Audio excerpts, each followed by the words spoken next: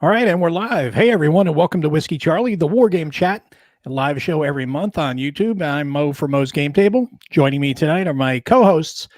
Nate Rogers was going to be out here tonight, but he has other things he's got to take care of, so he's not going to join me and Dan tonight. But we do have a special guest. Dan the Man Pancaldi is here, along with Alan Dickerson, also known as Stigler, because he's a Stigler for the details. Hey, guys, how's it going? Real good. Well, thanks. Can't complain at all. One at a time, guys. One at a time, Dan. Let him talk. No, I'm fine. No, okay, Dan, go ahead. I'm okay. Okay, good. So, what's new with you guys? How you guys been doing? Alan? Oh, okay. I'll go first. Just hanging out, getting a new year started. Had a pretty busy holiday season. I had a couple of Vassal games going, doing some production work. Now I'm getting into doing some production on a project of my own. So, yeah, I'm gaming hard pretty much. I don't know. I want to game more this year. I'm in front of this computer too much, man, and I'm doing too much the behind the scene things, and I want to be involved in the gaming. I'm starting to lose that gaminess thing happening here, So that's what's going on. Excellent. Yeah. What about you, Mo? I'm just sharing out this chat so everybody can come join us and get involved in the fun. So hopefully we'll get to see some people in here in a couple minutes. I did not do it excuse me, sooner, because we almost changed all of our plans tonight, but yeah, that was Nate kind of hit us last second with a change of plans. And like I was saying, Alan backstage, we had been wanting to work through the format with the few of us, with the three of us here for a couple times, and then start bringing people in. Wanted to get Alan in because Alan's a real hardcore grog, and I wanted to hear his take, especially being he was busting my chops so hard about clipping and not clipping. It's like, how can you not clip? But we found out a secret why Alan doesn't clip. It's because he plays most of his games on Vassal. That's fantastic. That's right. So we're the furthest person it comes in handy, and it's definitely better for hygiene than clipping, certainly. I've been known to be trolling people on Facebook and on Consim World by bestowing what I call my puffy shirt award. I have this graphic that was taken from a old Seinfeld sitcom, and there's a very famous episode where there's this puffy shirt involved, and they're trying to get Jerry to wear it when he has an appearance on the Tonight Show, and they put him in this frilly, puffy white shirt that kind of looks like something Prince would have worn, and and they're trying to sell him on it, and he just looks ridiculous. He's telling everybody, I don't want to appear on the Tonight Show, wearing this, and I think Kramer says something like, well, you'll look kind of like a pirate, and you'll bring that whole thing in, and it'll be stylish. And Seinfeld says, but I don't want to be a pirate. Yeah. So that kind of reminded me of what I kind of think about counter clipping, and I often bait people and ask them, when you're clipping, are you sure to have one pinky extended while you're clipping, and all that OCD stuff. And so I bestow them the puffy shirt award, and I put that little graphic in my post, and more hilarity ensues. I think we started something here, or I think Alan's starting something here. Now we're gonna have a bunch of pictures, people with puffy shirts on, clipping their counters. I've got a few things to say, Alan. Go ahead. Now, you obviously you're not OCD, is that right? Right. Not at all. I figured. I mean, you're a grog, that's for sure. You're a grognard, that's for sure. And so me being a little bit OCD, when you buy a Decision Games, and I'm just picking that company just like that, and you get that counter sheet, and you pull out those counters, and there's those little sprues sticking out, doesn't it bug you? Not at all. when I started, it was in the 70s. I was in high school and I was playing a steady diet of SPI games, which Yeah. were known for their irregularities in terms of production. So, there are always little nibs and things like that on the corners, but we were too into The playing the game. battle to worry about that. There were a few games that were notable for having counter density and stacks that were so big that actually would come into you didn't have clipped counters.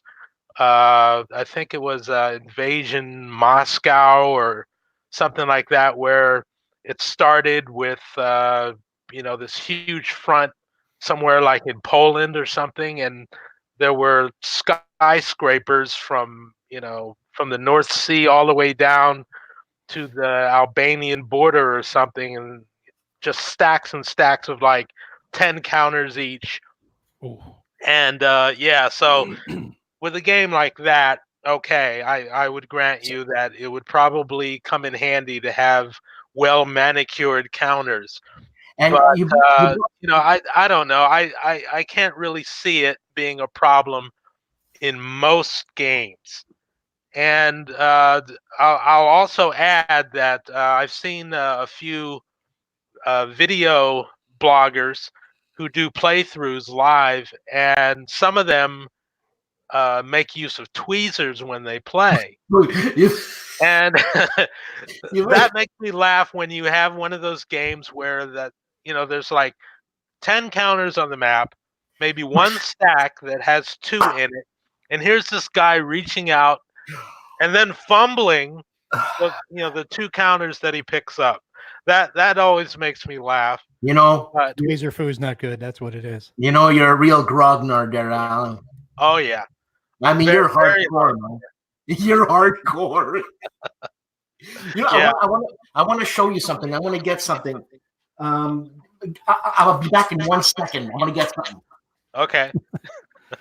Well, that's funny, because a lot of people will look at clipping counters not just from the standpoint of being able to stack them, which is generally why that happens, because otherwise you start having those stacks like you were talking about, those skyscrapers, those big killer stacks next to each other, hex next to hex, then forget it. They're going everywhere, especially Right. get those little nibs out. So it really does help in that regard. But from an aesthetic standpoint, it is nicer looking. Although I have to say, with the new GMT punches that they're die cuts that they're doing, they pretty much have almost eliminated the need to clip, because they have really removed almost all the nibs. I mean, it's rare, that you have a nib, and if it is, it's very small. The last few games that I've unboxed late last year, Red Storm, Death Valley, Battles for the Shenandoah. Got to put in a plug for that. I was going to say, we're going to bring that up. Yeah, those were wow. I was looking at them, and I had to be careful, because if you stick a thumb in there, you'll knock something out of those trees, and they are well manicured right out of the sprue. No, and you know what? I'm glad they're doing that, because some of these games were asking, and still today, some of these companies are asking prime cash, and if you get a little floppy counter sheet, it's like, man. So you know what? Some other companies have stepped up production, rounded corners. I mean, I don't know if you can do the square corners without any sprues. I have no idea, but the rounded corners are nice, and I'm sure that's an offspring of people clipping their counters all the time.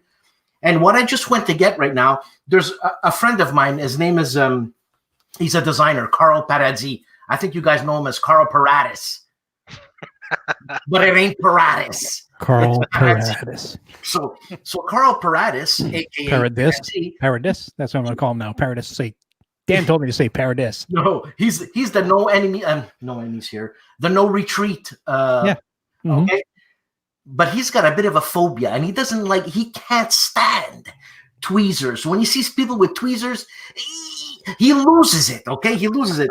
So what he does every single game, and he's giving me countless games. This guy is countless games.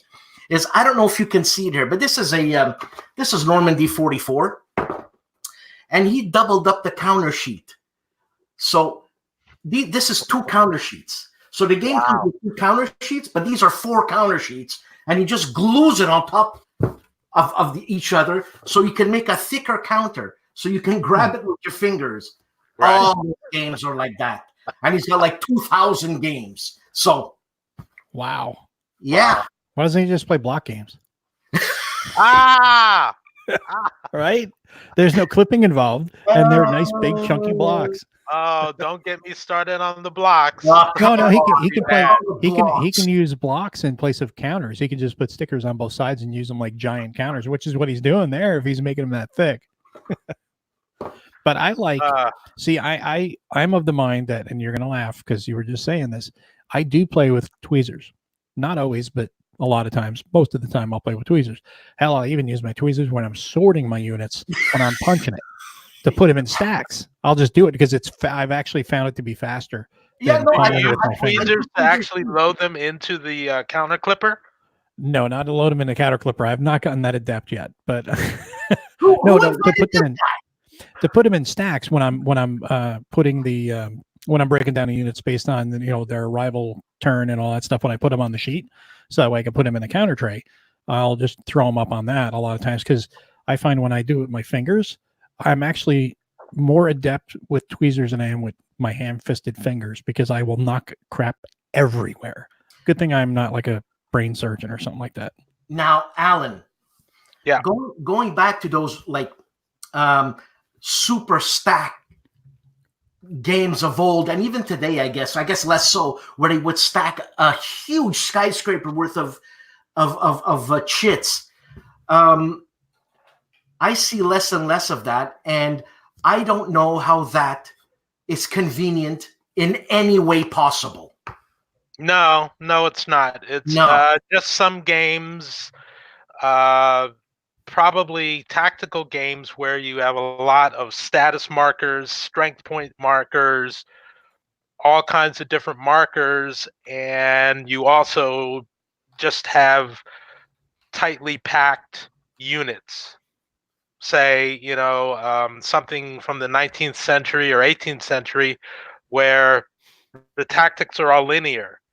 All you're going to have lines and columns and those sort of things instead of, say, a front where you're alternating hexes and using zones of control. You're packing everything in there densely, and you don't want any space between units. Sometimes you can't avoid it. Another game that from the long past that comes to mind was Descent on Crete. And this was a sequel to Highway to the Reich. And it was a game on the airborne German invasion of the island of Crete. SPI, right? Yes, SPI. Yeah, okay. And that one, because Crete is, not that big an island, especially compared to, the airdrops on Holland. It was a nightmare. It was almost unplayable only because, you would drop all the German forces and you would have these huge stacks. You'd have to go through them, checking for scatter, checking for losses, checking for, it was just terrible. Bad, very bad. Especially it was bad. And I've got fingers this thick, so I want to pull, and I would knock over all the. People would hate me playing that game. Yeah, sausage fingers and ham fists. Yeah, it's another reason to use Vassal. I have people. They have a tweezer mod for that. Those sort of things, and especially games where facing matters. And you set up a Vassal module so that you can just use a keystroke to rotate your units to a unambiguous facing. It really, really comes in handy. And sometimes Vassal can actually be better than face to face if the module's designed right and it the system is unwieldy enough in a physical manner. Vassal can sometimes be better than face to face. I haven't done Vassal yet, but I might. Well, if you need any help getting started, just hit me up and I will come online with you and get you going on it. It's really a wonderful system, and I'm constantly talking that up and telling people about it because I tell them about the alternative. I started out in the 70s in high school wargaming, and then when I went to college, I got involved in all kinds of other things, and I left the hobby. And it turns out I left for about 30 years. Mm. I came back 7 or 8 years ago, and just about everything had changed. And one of the first things I discovered was that although Portland, Oregon, where I live, is a great gamer town, it's not really a good grognard town. So there are more people here that like family games, Euro games, anything but a war game. It's great. But for me, I'm a grognard. I want the down in the weeds action. I can hardly find a game here. So when I came back and started, looking around for opponents, it was horrible. And so I quickly discovered Vassal and got into that. And I have to say, if it had not been for Vassal, if Vassal did not exist, my comeback would have lasted less than 6 months, and I would have gone back to just playing golf. Now, Because, Alan, yes. what about the other software, Sun Tzu, compared to Vassal? What's the diff? Well, from what I've heard of Sun Tzu, and I think I even have it on my system somewhere, but I don't use it. It's really similar to Gamebox, which is another one that's really popular. From what I understand, Gamebox and Sun Tzu are easier to create modules with, but they're not as functional as Vassal. Vassal is a very, very deep and powerful engine that does well with almost any type of game, whether you're talking hex encounters, blocks, card driven, area movement, anything. It has a lot of features where you can really develop a module that really has the flavor of the physical game that you're trying to portray. Now, the other two, I don't think they do quite as good a job of that. And if you want to do something like an Avalon Hill Classic, you're fine. But if you want to do something that's really out there and has a combination of different what's the word I'm looking Mechanics? for? Mechanics, yeah. Then I don't think they do as well. I may be wrong. What game? Let's say you and you're teaching me Vassal. What game would you start with? I would ask you to pick a game that you're familiar with, and then we could, I would just go download whatever you told me that you were interested in playing in Vassal, and I would teach you using that system, because that's the best way to dramatize the fact that a well-designed Vassal module should be intuitive to people who know the rules of that game, if it's done right. Because not all games are different, but a lot of them are similar, but in blocks. So, once you understand what mechanics are at work, then a good module designer will design the game so that it looks like the physical game. The choices that you make and the buttons that you push and that you gravitate toward in the interface, it should be intuitive. So getting back to our first example, if you have an Avalon Hill Classic, which is like really, really simple, it's just going to be hex and counters. The counters will be one-sided. There'll be probably less than 200 of them on the map at one time. Everything's really simple. You've got zones of control, very simple combat table. That's going to be easy to put together. You could do a module like that. I could probably do a module on an Avalon Hill Classic in an afternoon if I didn't have to do a lot of work on scanning the counters. But just putting the module together would take nothing. But say you're doing something like Combat Commander. Empire of the Sun. Okay, now you've got a couple of large decks of cards that you need to reproduce, and you've got area movement, and you've got all kinds of different things going on. So it's going to take a lot more time to produce that.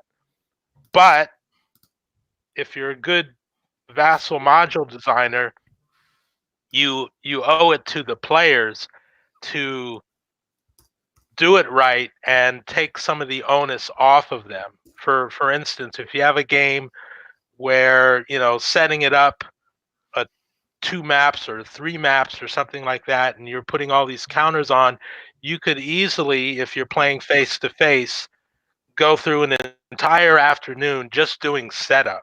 Now, Alan, Yes. what about a game like Combat Commander, cards and shits? It works. In combination, it shouldn't be a problem. Shouldn't be a problem at all.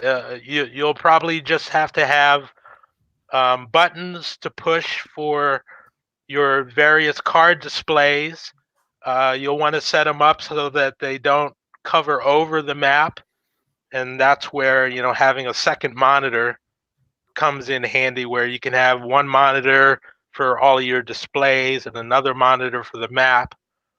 And you know, whatever the mechanics are with the cards, whether or not they're dealt, you know, it kind of like hands, or whether they're drawn, whether you need to send them back to the deck, all of those things can be programmed into the module so that the players only have to do something like, you know, a right click on a card, and there will be a menu that says, you know, return to deck, or says, you know, send to pile X as opposed to pile Y, or something like that. All of that is programmable in Vassal.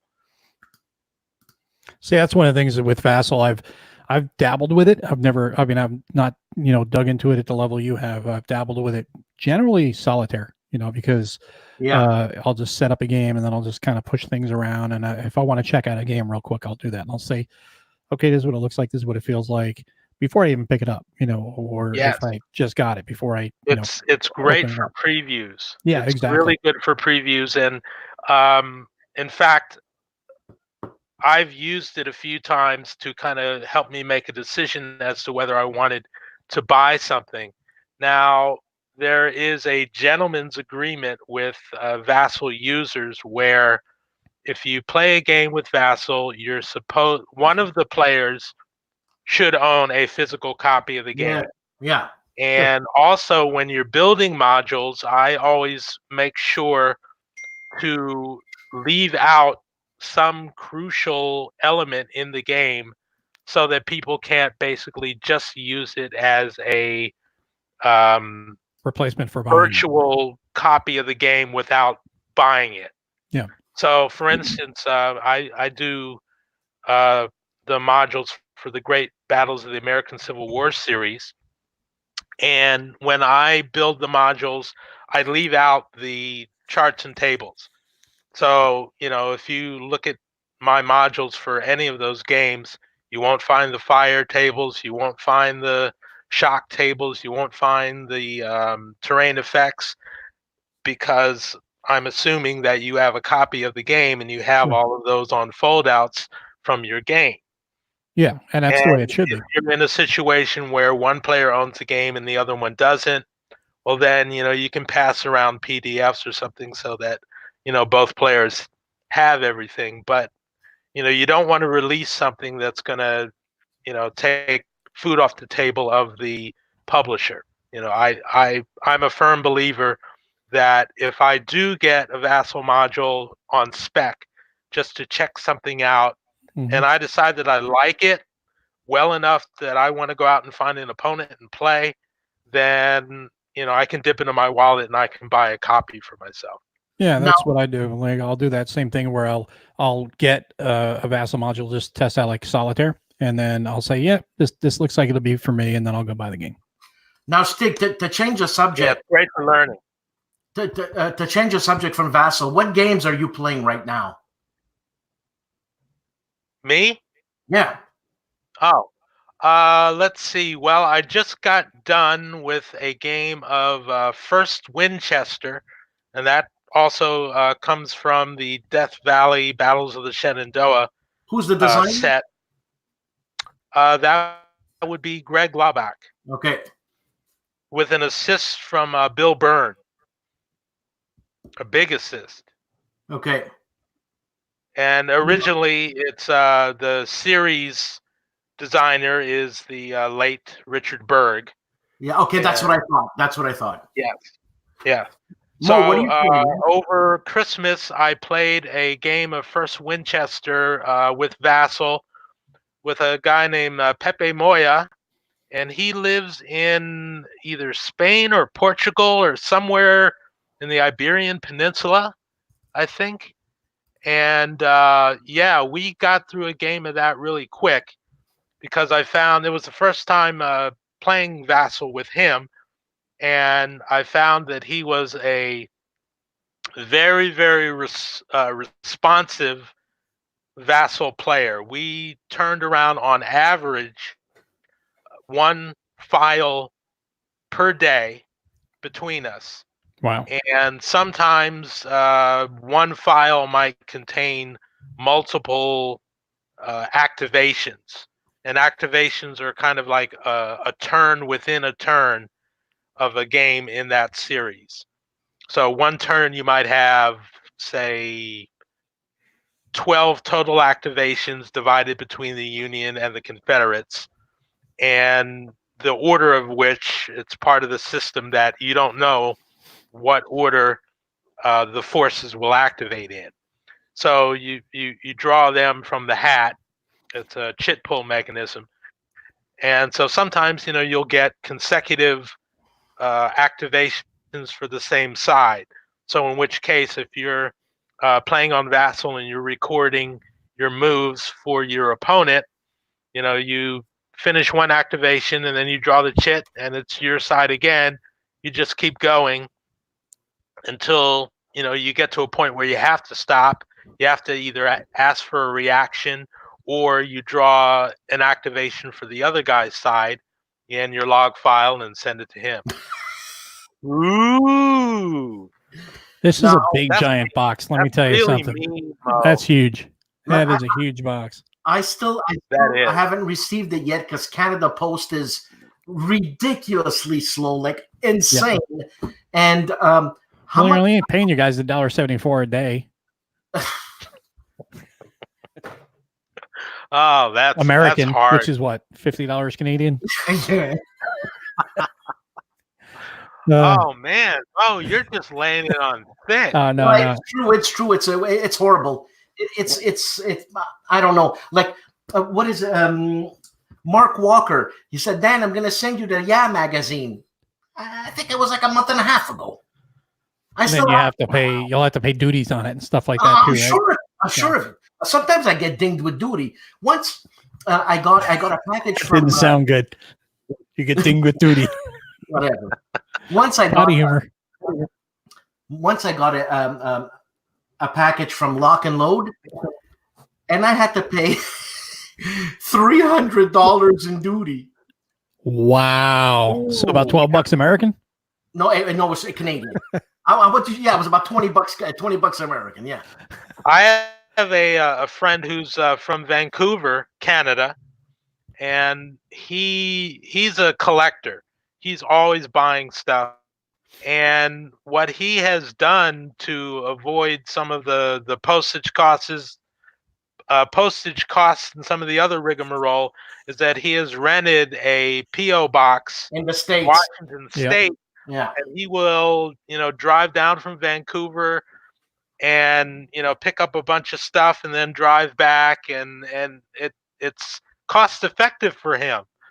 But he did tell me a few months ago that the border the border patrol is starting to look at him askance because they see him often enough to where they're starting to wonder if he's running some kind of business or things like that. So they're He's giving running him the illegal third war games. degree. He's running illegal war games across the border. Gotta Yeah, take him down. exactly. But yeah, I got the Storm in the Gap in, and I just shot a preview of that, and that'll be going up probably tomorrow. And I've got a couple others. Got an old school game that I found unpunched, and I've wanted it for a while, and I finally unclipped. got a hold of it. Who did that? Is that the Omega? No, but not Omega. It is Task Force Games, and this was done in like 1979, 1980. And I've been wanting to get a hold of it because it has some pretty interesting mechanics in it. I wanted to revisit, and got this in from Hollandspiel today. Yesterday it came in, in. So another Brian Train title. So that'll be fun to play around with. And then next month we have CSW Expo here in Dallas. So maybe get a couple of those on the table too. Yeah, I'm sure. It's funny. I just saw it in the new releases from Hollandspiel. So I wrote to Brian Train and I said, hey, are you into doing like a showcase of your game on my show type thing?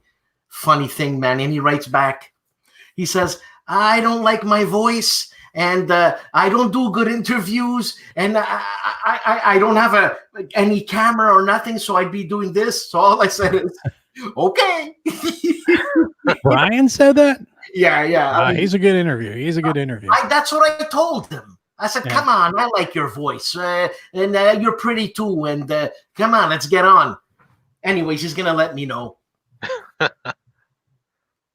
Mo, where'd you go? I'm here. He's scooting off to one side there. He went to get his going to counter. get a couple of books. Start clipping World at War while we talk. No, that's here. That's a quick draw right here. See? I told you it was right there. But actually, talking about Brian Train, and this is from an interview, I believe, with Harold Buchanan. He had talked about counterinsurgency, and there was a couple of books he had talked about. David Kilcullen had written Counterinsurgency, this book, and then Out of the Mountains, which is another book about counterinsurgency, which I got on his recommendation because he really knows counterinsurgency really well, and he has a great understanding of it, and he translates it to the board games really interestingly. So I wanted to read about it a little bit more and see the source material he was reading from to get a better idea on, counterinsurgency from experts. So, I mean, what subjects does he broach there? Like diplomacy? A lot of diplomacy?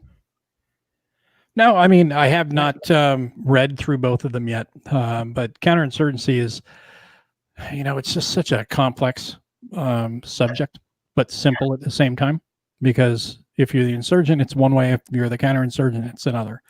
Counterinsurgency is hearts and minds, technically, and building them good, water supplies and sanitation and all the creature comforts that most of these people don't have to try to win them over to your side. Right. Whereas if you're an insurgent, I'll be right back. Have to take a brief bio break. Sure. I'll be right back. All right. So if, you're the insurgent, it's a little easier because then you can just go and, raise hell whenever you want, depending on your funding, depending on the weapons, depending on the, manpower you have and the commitment level, Basically like the American Revolution, which was an insurgency. Yeah. And who was who was I talking to about that? Just Harold Buchanan? And no, when he was picking on you for your Michigan shirt? No, I bought that T-shirt for $3 in Nova Scotia. I know. I thought it was like, what, the state of Michigan? Is there a state Michigan or is it a state Michigan? It's like, seriously? That's how much I know about the Michigan team. Bloody hell. Well, Trevor had posted this up in the chat earlier. I tried to get us to talk about it, but Stigler was on a roll with Vassal, so we just let him go with Vassal, and now we're off Vassal here, and we're going to talk about some other things here and some audience interaction. Trevor was asking, France 1944 got a nice new addition due to Judd Vance's love for it. Yeah. What game would you like to see get a spiffy new reprint?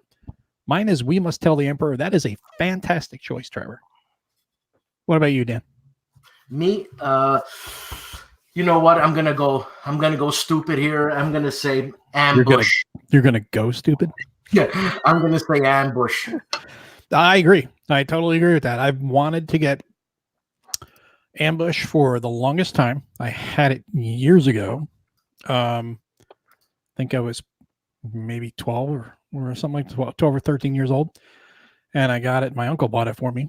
And I really loved it. Had a good time with it. And of course, through, when you're a kid, stuff gets put in the attic. Mom goes and cleans the house and puts stuff away, and they went off into the attic, and the attic monster got it, I think, and I never saw it again. So that's sad. That one and the what was it, Leatherneck, or Battle Hymn?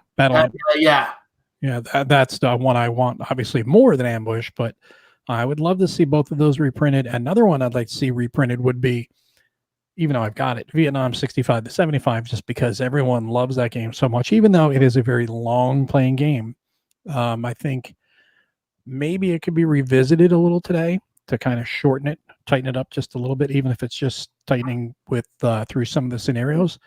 But Vietnam is a very difficult conflict to game, because there's really no way to win it if you're going to model it correctly, based on the history. If you want to play an interesting and enjoyable Vietnam game, fun Vietnam type of game, you're going to stick to the tactical level.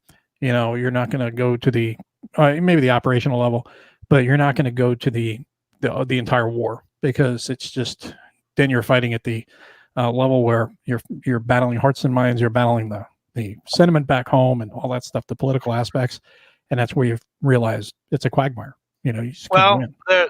There are a couple of things that I guess I would add to that. One is that there are a couple of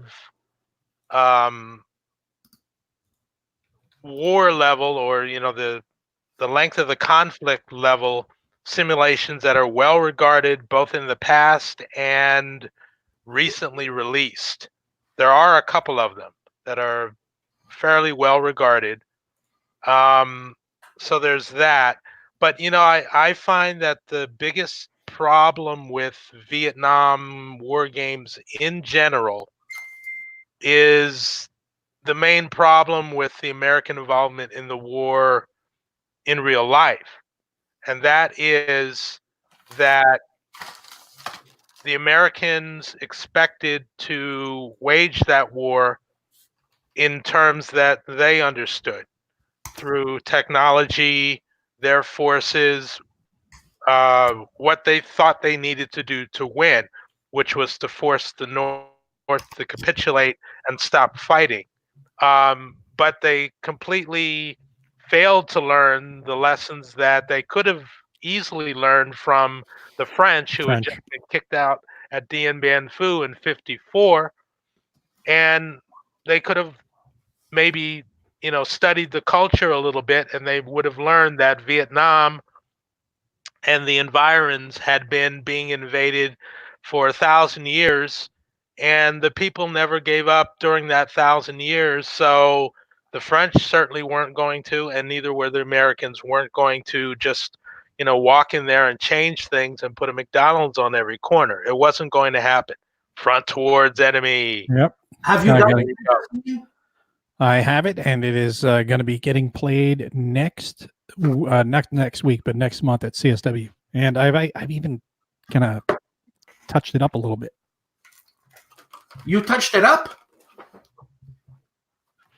He clipped it. Well, of course I clipped it, but this is one of my games here, or not one of my games. This is one of the games for CSW. And I've got, for anybody who plays tactical games, go to the dollar store. Do yourself a favor. Go to the dollar store and buy like a few bags of these little badge things. These are great for LOS. got like 20 of these things, and I throw one in like every tactical game, just so that way I always have it. But I kind of touched it up a little bit and made it look a little prettier. Let's see if this shows. But I've got not only the counters are clipped, but I've got little tray dividers so I can break down units. So that's a little out of control, but hey, it's easier. It's easier to pull your units out. I think that's cool. Wait till you see what I do with Angola. No, you gotta bling your game. You gotta bling it, man. Yeah. Well, I made tuck boxes for that last night, Angola. So getting to play that again, I can't wait. I love that game. That game is so much fun. Angola. Who did that? MMP. Oh no, I don't have it. Obviously, it's a good one. It's a 4-player game, and when you play it, expect 6-8 hours at least. Really? Yeah, but it goes by fast. It goes by I've got a copy of the Front Towards Enemy Vassal module. I saw some reviews of it that kind of intrigued me. I'm not a big fan of the map. It kind of has that, I don't know, that really odd 3D topographical look to it. Yeah. That. But the subject matter does seem interesting, and the way they portray it, it's kind of like a Vietnam version of what is that game? The Last 100 Yards. Mm-hmm. You know, where they kind of take the whole squad leader thing and kind of turn it on its ear and just do it in a different way. And how was that game?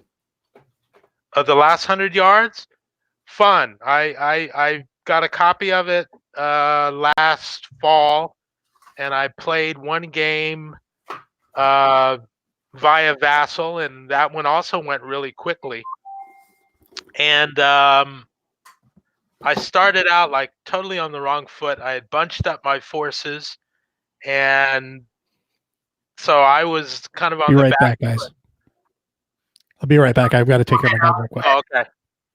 So I was on the back foot from the off, but I managed to recover, and we went back and forth. We had a couple of really interesting assaults and things like that, and in the end, I ended up winning because the scenario basically had you fighting over control of a trail, a wooded trail that you were both on. It was a meeting engagement, and I had one more hex under my control than he had, so I won the scenario. But I just barely escaped with my life. But it was fun. There's an expansion coming out on that game, the Airborne expansion. Right. And it just intrigues me, one, because it's a tactical game. And for some reason, I seem to think tactical games are easier than strategic games because I can't wrap my head around the idea of the strategic game because I'm more of I don't think I can think far ahead enough to plan my strategies. Like if I take this, these guys are gonna come to my left flank, and then it's not. I gotta be man to man or something. I don't know. It's a block I have, man. It's a block. Well, I tend to think that the more strategic level games for me, I just find them too abstract. So I find that a tactical level game has a lot more detail and a lot more balls in the air to have to manage than, say, a game like, say, Avalon Hill's The Russian Campaign, where you're moving corps and armies. Yeah. And your results are like, defender retreat 1 or something like that. Right. That to me is just kind of, it's bland. It just reminds me of when I was first learning wargaming, and it's like, defender retreat, it just doesn't do anything for me. Now, on the other hand, if I take one of my favorite,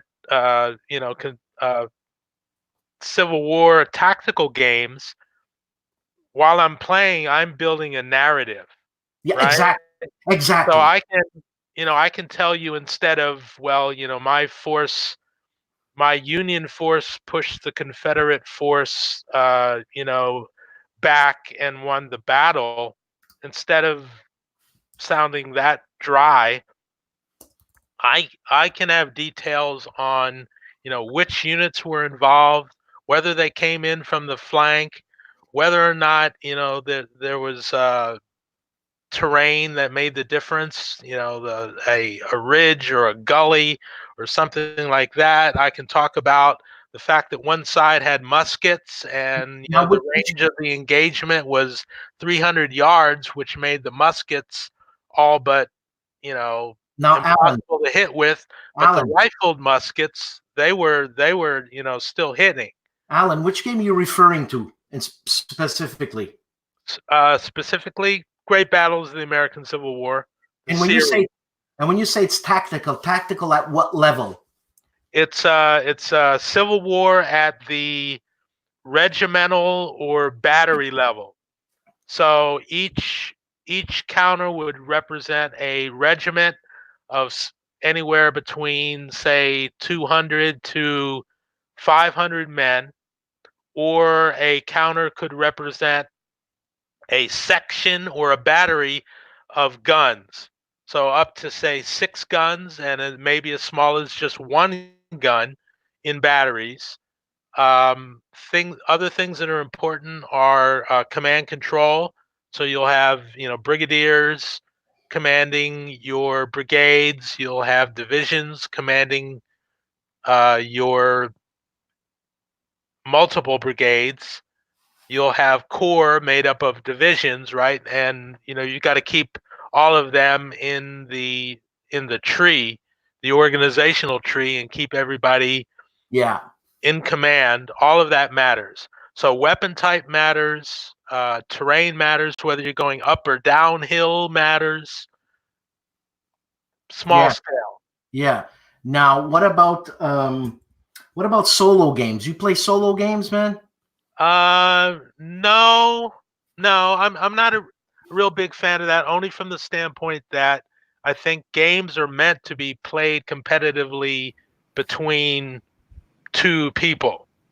So, right there. But Solitaire has its place, like Mo was saying.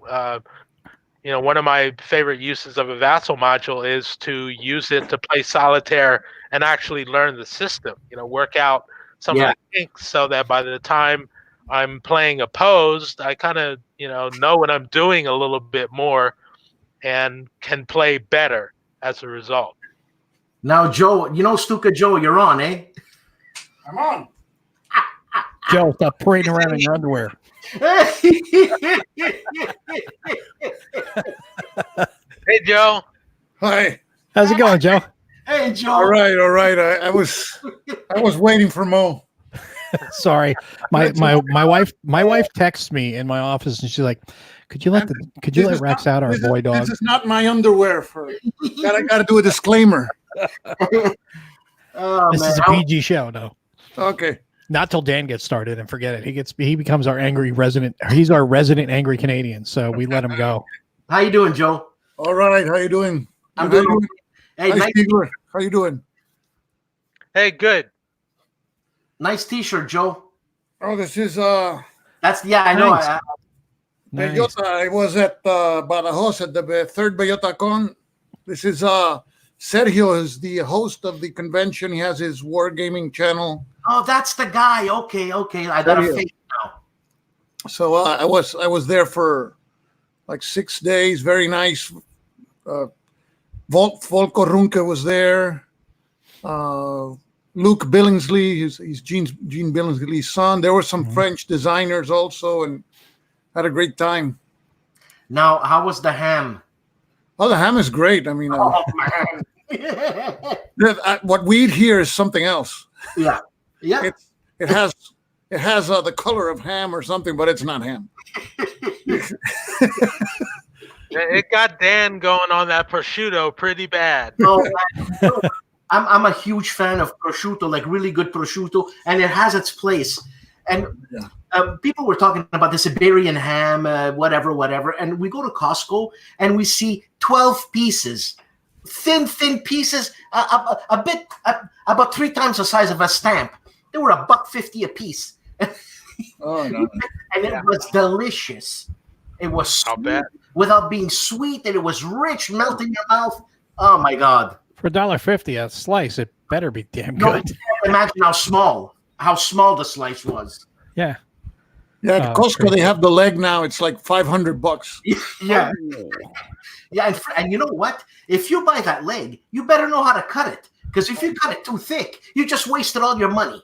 Yeah, it's an art. The one of the game designers, Spanish game designers, Quique. Oh Jesus, forgot his nothing. He's the designer of Congress of Vienna. Okay. And he's the owner of a company that produces we call it cerdo de bellota. That's bellota pig, and it's called bellota pig because they feed them these acorns. Acorns, yes. Quique Esparrago, that's his last name. So at Friday night at 8:00 p.m. they interrupt all gaming and come in the legs with the bellota and the wine and the beer. It's I'm gonna cry. Wow. So John Krantz, Consim World's 20th anniversary. You must do something like that. Well, we'll talk to him in Dallas next month because we're going to have the CSW, the first one of the year, here in Dallas. Yeah. Even if it's grilled cheese sandwiches, you got to start somewhere, you know. Now, why did Compass go to Dallas? Was there a cry for that? Well, it's Consim World, number one. Number that's two, right. Sorry, number Consim two. World. I told you this before. John lives in Plano, Yeah. so it's in Allen. He lives next door to me. Well, not next door, but next town over. So Yeah, he's having it in Allen. So I remember messaging him about 3 or 4 years ago saying, "Hey, we got a new convention center. Maybe this would be a good idea for a Wargame convention here." And he's like, "Yeah, we've been thinking about it, And I was like, "Well, here you go. It's going to be built in a couple of years." And lo and behold, that's where it's going to end up being. So it's cool that he had originally looked at another place, which is right next to the rink that the Americans play at, where I broadcast from. And I was like, okay, that's cool. Then he went, oh, that one didn't work out, but we found this other one. And I was like, either way, it's 8 minutes door to door, so I'm good to go. Are they going to move the Arizona convention there eventually? No. I think that's always going to stay in Tempe. And that's one of the ones I really, really, really want to go to one day. But it just ends up that, you've got Tempe and then you've got next month, you got WBC. It's like, well, you got to go one or the other. You can't do both. So, Joe, you're going to go to Consim or you're going to go to WBC? I know I'm going to go to Consim, and I have to find out if I can go to WBC because it's. Well, where's the camera? yeah. It's not cheap, but I will bring whiskey. That's the story of my life. We will have whiskey. I'm missing out on the Seattle convention this week. Just Game on. Yeah. How Some far of is my that from buddies you? are going to be there. Kevin's going to be there, Yeah, Kev's going to be there. and Canadian Alan, the one I was telling you about, who's game running. He's going to be there, and it should be a good time. But I'm just hoping they don't get snowed in. Well, maybe you want to get snowed in because if you get snowed in, it means more gaming. Now, Mo, you've been to Consim before? What's that? You've been to Consim World before? No, I want to go. That's one I've not been to that I really want to go to. But the way it works out is it's just the timing is always bad because my wife and I take our anniversary. I mean, our anniversary is in July. So we take our vacation in July. And her birthday, well, both our birthdays and our anniversary is that month. They're like 3 weeks apart. So everything happens in July. And it's tough to take vacation in June and then July twice, because if I go to CSW, that's June. And then I'd have to take another vacation in July for our anniversary. And then I'd have to take another one for WBC. So it's really difficult to take those 3, vacations in the span of like 6 weeks. So I got to make a choice, one or the other. And David's always saying, no, need you at WBC, need you at WBC. So WBC it is. So Joe, Joe, you've been to Consim, and it's your second time at Bellota at the Bellota Con. It's more festive at the Bellota Con than it is at Consim. Well, it's very similar, and you arrange to play games with people beforehand. They had one tournament for one specific game, but the thing is, for example, we got you get like 2-hour lunches because there's a lot of nice places to eat around, and of course the weather's not 100 degrees outside like in Tempe. Yeah. So you can walk around the city, and there's just great places to eat, and so you and the Spanish have a really weird timetable. Because they have dinner like at 9 o'clock at night or 10 o'clock at night. So it's like, so you take 2 hours to have lunch. You continue playing until 10 p.m. You have dinner. And if you want to continue playing later until 1 or 2 a.m., so be it. It's. What time is breakfast? Breakfast is at 9 a.m. And what time is the lunch then? At 12, 2, somewhere around there? From 1 to 2, something like that. Wow, because that's a really huge gap between dinner and lunch. Yeah, and it's funny that you say that. 11. It's funny that you say that because when I was looking at your videos, Joe, when we look at, I'm going to say American people that go to cons, and the Spanish people that go to, and the Spanish people are really slim. Oh yeah, it's weird, right? I mean. Sometimes here in the States, some guys are really, really overweight, and I noticed that right away. In Spain, it's like, but these guys, nobody's overweight, and they got all this food, and they're drinking beer and this and that. It's like the Germans; they drink ton of beer, and they're not. There's a lot of slim Germans around, and they drink beer Doesn't like work water. for me. I love my beer, but I tell you, I'm doing exercising now to try and get rid of my spare tire. Well, let me show this. I got a London Porter. Oh, you guys are killing me, man. I have to slow down because my Dan, open your mouth. All things in moderation. This is made in Kentucky. Actually, it's called Ensign Red Canadian whiskey, and it's made in Kentucky. It's kind of like the Texas Crown. Remember that one I had a couple weeks ago? Yeah. Texas Crown that's made in Canada. So that's not even bourbon. No, it's not bourbon. It's fine Canadian whiskey. Made in Texas. This is well, no, wait. It says bottled by. So it was bottled in Louisville, Kentucky, and it was a product of Canada. So it is made in Canada. I don't live very far from Seagram's or Crown Royal and all that, man. Oh, Crown Royal. You should see how many barrels these guys have. Whatever. Steal me one or two. Crown Black, best thing ever. I had to get off the wagon a little bit, and I got to lower my blood pressure. I don't know why. All of a sudden, yeah, I had to get on blood pressure meds for the first time ever a couple months ago. Yeah, I think it was Alexander's sweater that made your blood pressure go up.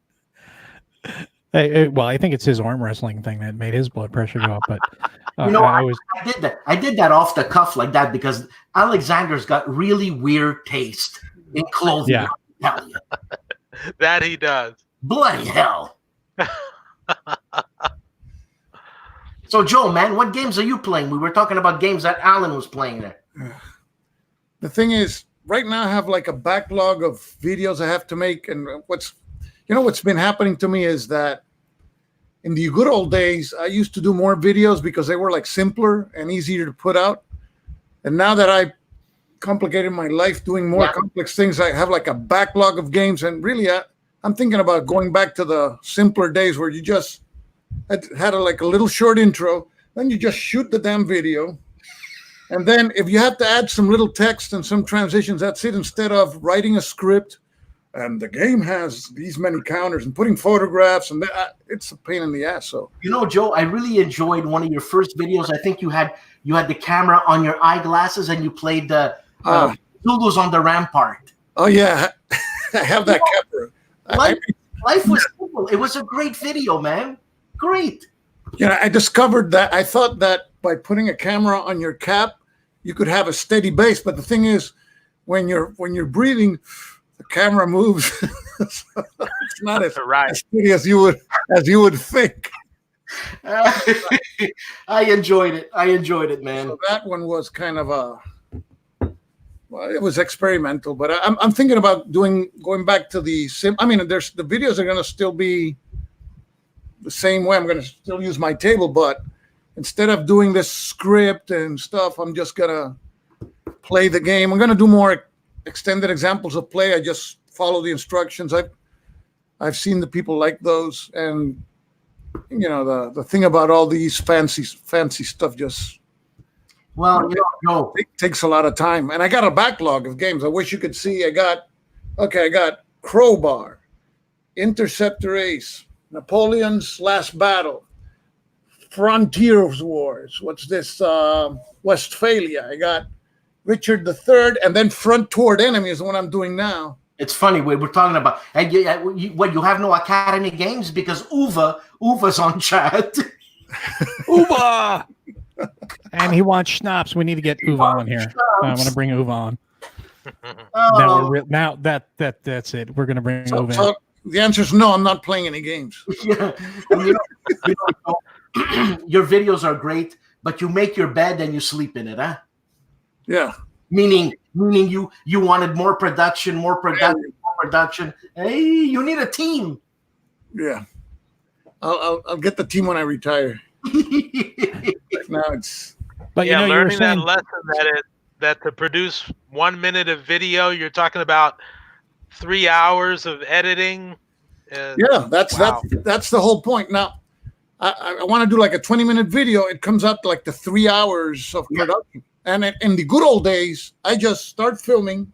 The video took 45 minutes. I would cut some fat out. It would be reduce it to 30 minutes, put a little title, some ads, and in an hour it'll be out. And same quality, the microphone. I mean, I have a good microphone plugged to the iPhone, and I would actually enjoy it more. And I'm finding that I'm getting entangled in all this production stuff. That's what I said before. Yeah, and so this one, the Front Toward Enemy. there's trouble. Oh boy, now we're in trouble. Uh-oh. We just What lost. Yeah, what happened to Jose? As soon as Uva comes on, he's the German. He scares everybody. Joe, you still there? What happened? Uva, is that your den? No, this is I'm sitting here in my living room, just enjoying a nice little evening in the fire, going through my referee changes, 2020 referee changes I need for soccer this year for reffing. Wow, it looks like a country club. Oh no, this is lots of wood paneling there. Looks like the Wolf's Lair. well, this is some of my grandfather was quite an artist, and you know he's done quite a bit of he did people sculpts, and of course so no, it's just, you know, we're in the middle of, well, you can't see anything though. Anyway, blah blah blah. Uva, you got to stop moving that camera. I'm gonna puke. He's got his laptop in front of him. And Yes, he's sir. Bouncing it all over the place. So you come in and you scare Joe away. Oh, no, there's Joe. There's Joe. Let's see. There he is. Hey, Uwe. How you doing, sir? All right, my Chrome crashed. So what else?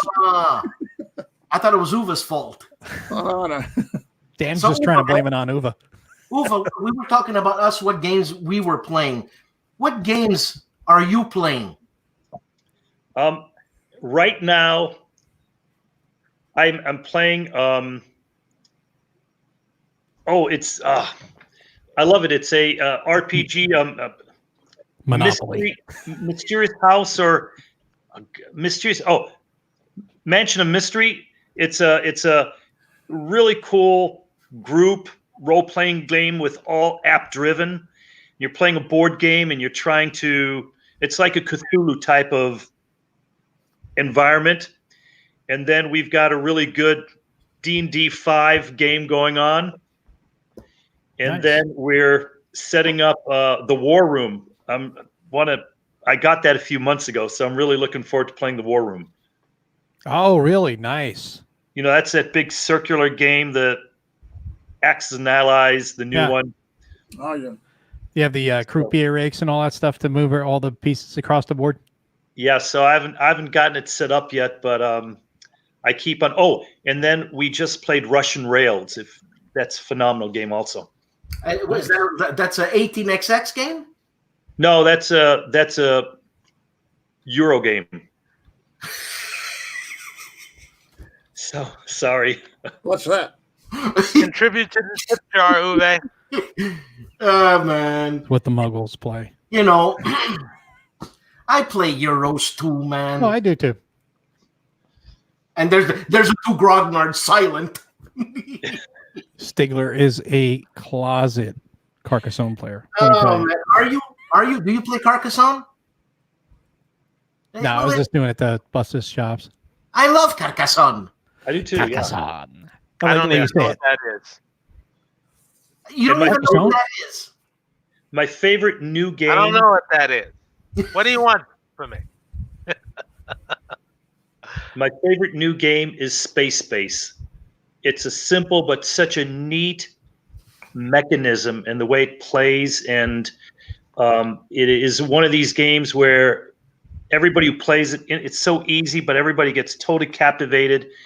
And a phenomenal game. It's given me so many ideas of taking some of those mechanisms and just bringing them into different type of a little more involved war game type of ideas.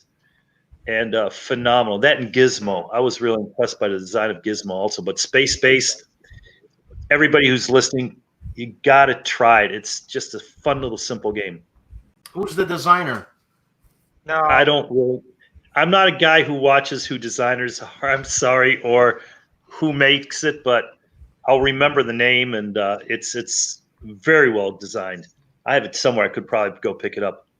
So, phenomenal game. Now, for me, being a grognard and kind of, avoiding all other types of games, the one outlier game for me that I will play at the drop of a hat and kind of goes against all my usual self-imposed rules would be Kingmaker.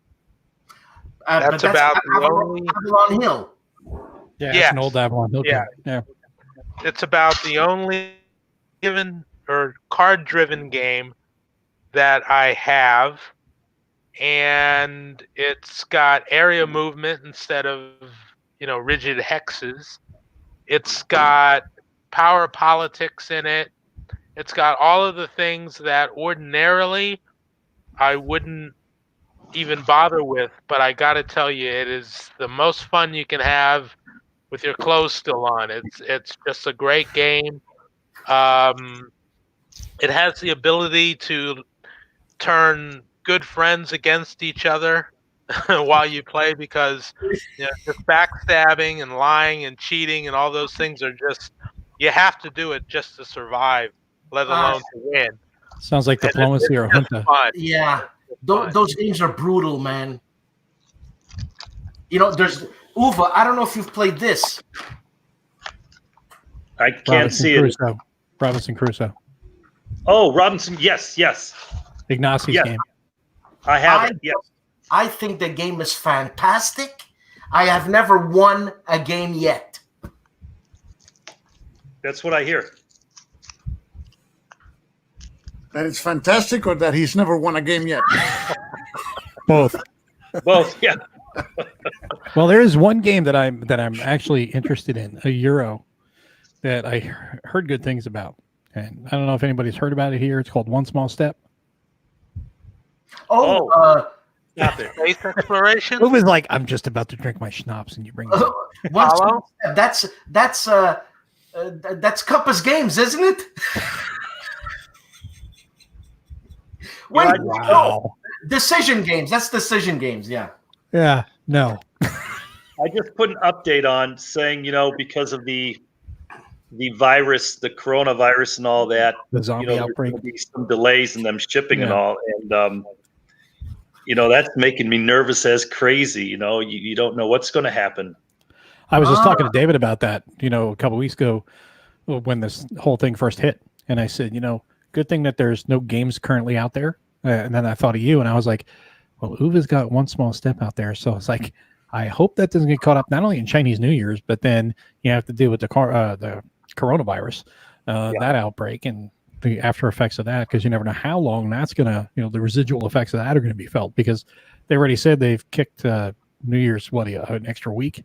Another week, yes. Yeah. So, and then, don't know how further on it's going to affect everything. Then how it's going to affect anything that transports out, anything that's received in, and has a lot of residual effects there. Yeah, it's going to be a big pile up I think even at the ports and everything. And, we were just talking with our importers, our brokerage firms, and it's even difficult finding containers at this stage because everything's backing up in the ports and everything else, and things trying to come in aren't being unloaded. There's, I think, a lot happening that isn't covered right now in the general news that I think is going to really be a little block up. So it'll be interesting to see. And that the stock market today is doing so well. It's mind-boggling. Well, it went down, then it goes back up. And the Chinese exchange didn't do good, and it's just going to bounce around quite a bit. And we never know what the heck's coming out of China as far as the real word, because we're not getting the real word. But things do leak out. So my main thing is just that as many people as can be, protected and made safe and healed are helped as quickly as possible, and this thing burns out as fast as possible. Now, big ripples, big ponds. Uva, when we get Academy Games now, are we going to have to disinfect them now? No, most of the coronaviruses are like the SARS and the Middle Eastern virus. It's all the same family. And, you can sneeze on something. They live like 3 or 4 hours. It's not like hepatitis or something like that. I mean, it dies after a few hours, I'm told. I don't know. Well, I don't know. When you look at what's going on with the coronavirus, there's a lot of things that make you go, you got everyone you see is wearing, I don't know what they call it. Like we call it MOP 1 through 4 in the military, but you're wearing the different containment suit levels that they're wearing. They're all suited up. Mm-hmm. And then keep in mind that in Wuhan, there is a bio-level 4 bioweapons lab. So did this come out of that? Did somebody let something out by accident and go, whoops, my bad. I didn't close that. I better log on now before the Chinese start categorizing this as ground zero for that rumor coming out. No, that's been talked about online a bunch of times, but it's curious. It makes you think, going, what the hell's going on? Everything they always say in all these, these books and stuff about like the zombie viruses that all come out of China or whatever. It's like, wow, that's kind of crazy seeing it happen in real life like this, like it did with SARS. And we were talking about the other day is just being preemptive type of company. We're all paranoid, growing from little on up. With the big conventions like Gen Con and Origins, if it should start even spreading in America, which hopefully it doesn't, hopefully it just dies out like SARS. But what effects will that have on the convention season? And if something like that would happen, what happens to the little millions of dollars that have been invested into that? Do they then push it off? Or does everybody say, too bad, you're out your money? Is there even insurance for something like this, for a big convention, for all the publishers such as ourselves that are putting, tens of thousands of dollars per company in to get the booth space? I wonder if there's even insurance that if they cancel or postpone it for the year, do you get your money back? It's just, it's really scary. Well, I don't think it would cancel a convention. They may, when it comes to the publisher, you may have to, some of them may cancel, especially if they're waiting on new product. But you have established product. It's, for you, it wouldn't be as difficult as it would be for, say, a new publisher. But no, I'm saying if the convention shuts down because, let's say, SARS or the coronavirus hits in the United States. Oh yeah, something like that. You would have to. They don't want people getting in such close proximity. I mean, Gen Con, it's like 70,000 unwashed people. Right. Or a cruise ship. I'll finally have to learn to play with Vassal then. What we'll have to do is we'll have to get on the show and we'll play live. We'll just have like webcams pointed at our tables, and we'll just all be playing live here on like our own little live stream. Well, I hear though There you the go. I'm going to start another rumor that Uwe Eickert said this. good 40% plus alcohol totally keeps it away. So yes, You know, if it does, I'm a happy guy. I'm That's always a drinking good very. thing. I don't know if any of you have tried, but Unaback is a incredible after meal aperitif we have, Oh, aperitif. Okay. and they just come like this. They're 40%. It's not sweet. It's just all good herbs, good for digestion in your body. Why don't you put it in a glass? No. You always drink it this way. It Oh, comes. really? Bottle's cool. You can only get them this way. It never comes any bigger. You get them in little 2-packs like this. And every time I'm in Germany, I buy cases of it because I haven't found it in America. If anybody knows where to get it in America, man, let The me case know. is about what, this big? Yeah. No. The German case. It's about a meter by a meter. Come Nice. on. Why are you drinking it from the bottle? It's made that way. It's a very small opening, and you just sip it slowly. Nice. I'll bring you one at the next Yeah. convention we're at. It's called Unaback. It's a very, I don't know how to describe it. It's all herbs and stuff that's Yeah, good for. The Frenchmen have one called La Chartreuse. Okay. The who? Remember the Frenchmen's, Uwe? Oh, I tell you what, some of the best cheeses, and it's France is a wonderful place to visit. And stay, maybe. Don't listen.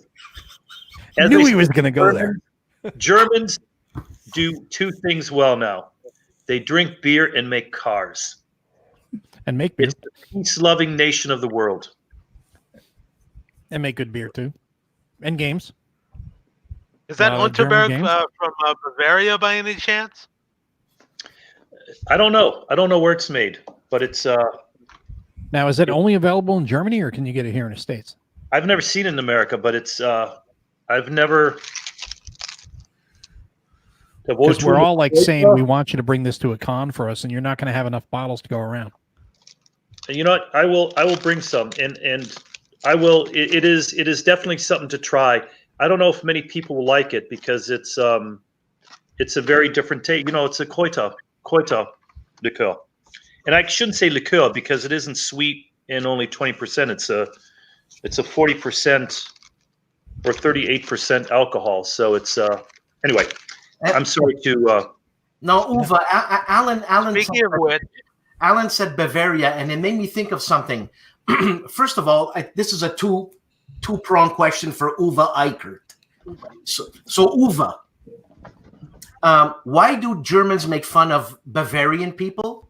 And freedom and freeze, what does that mean? Well, number one, I've never heard of people making fun of Bavaria because that's where all the good Oktoberfests are, Okay, I had a German friend, and he says they're like the Newfies of Canada type thing. Well, I will not publicly say anything controversial because we're Hessian, and of course, we're the real center of Germany. But so we don't talk about except to a Bavaria. Berliner. I'm sorry. Except to a Berliner. Well, yeah. Anyway, There's your Underberg. The bitters. I'm going to. You're going to start making me break out in a song soon. Auf der Reeperbahn nachts 1:30. Wenn es sagt oder auch keins.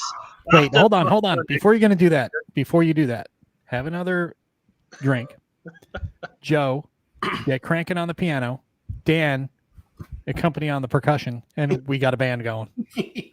Well, I got my fiddles over here, so. So Uwe, the freedom and freeze. there's a game designer called Friedemann Fries, and a German friend of mine said, "Are you kidding? That's his name? What does that mean?" Friedemann Fries. Friedemann Fries means my hair is very green in ancient Nordic. It's funny because his hair is green. Who'd have thunk it? So, and ask any other German, they'll back me up on what I said. Oh, of course, the Germans will back you up. Now, speaking of very strong drinks, I remember years ago, I used to be really into online, massively multiplayer online gaming and flight simming in particular. And I can see you as an air traffic controller. What's that? I said I can see you as an air traffic controller in one of those online things. No, no. We would play these games with people from all over the world, and occasionally we would meet at conventions where people would ship their computers all over the world so that they could sit in the same room and play online, and actually meet people face to face. And there was a contingent of flight sim fans and whenever they would come to a convention, their tradition was to make what they called Flakpanzer Earl. And they would take Everclear and they would mix it with this licorice flavored candy called Turkish Paper. And they would put this together in a bottle, and it would be almost as black as used oil. And they would pass around shots of this stuff to everyone who was brave enough to drink it. And man, let me tell you, that stuff packed a punch. No. Your whiskey would be like Kool-Aid. No, that's for Dan. That's for Dan, because Dan's like wanting to drink so bad right now. So I'm like, hey, here's some whiskey. It was good stuff. Does that improve the quality of wargaming after you drink a couple of those? Depends on the company. Yeah, it did. Some people actually flew better after a couple of shots of Flakpanzer Earl. But there was one well-publicized set of pictures of somebody like passed out just steps from their hotel room door, and with a conspicuous stain on their pants because they didn't make it home. It was that bad. They were completely out. See, now if I was playing a flight sim like that, I would definitely jump into a zero, and I would fulfill my destiny pretty well there. But I do have a question. I love zeros. I do have a question for Uwe on content creation, because Joe was bringing up a good point before. He was talking about, he's got a stack of games that he's trying to get through, and it's kind of he's getting to the point where he's producing well enough, and he's got these really cool videos that he wants to keep doing, but at the same time, it's like it's kind of bogging him down. Correct me if I'm wrong on what I'm explaining, Joe, here, but right. Exactly right. But it's like, okay, he wants to go back to simple. Now, from a publisher's perspective, what do you like to see from content creators? I want to see something new. And that's why actually I don't play a lot of war games, because the war game market is probably always a step or two behind the general Eurogame market, mainly because there are more designers coming out with really cool new games in the Eurogame market and in different markets like that. I mean, it's like 100 to 1 when it comes to general market design to wargame design. So I do believe that the Eurogame market is much more adventurous and much more experimental in what they're doing. So we're having some really weird games coming out here in the near future.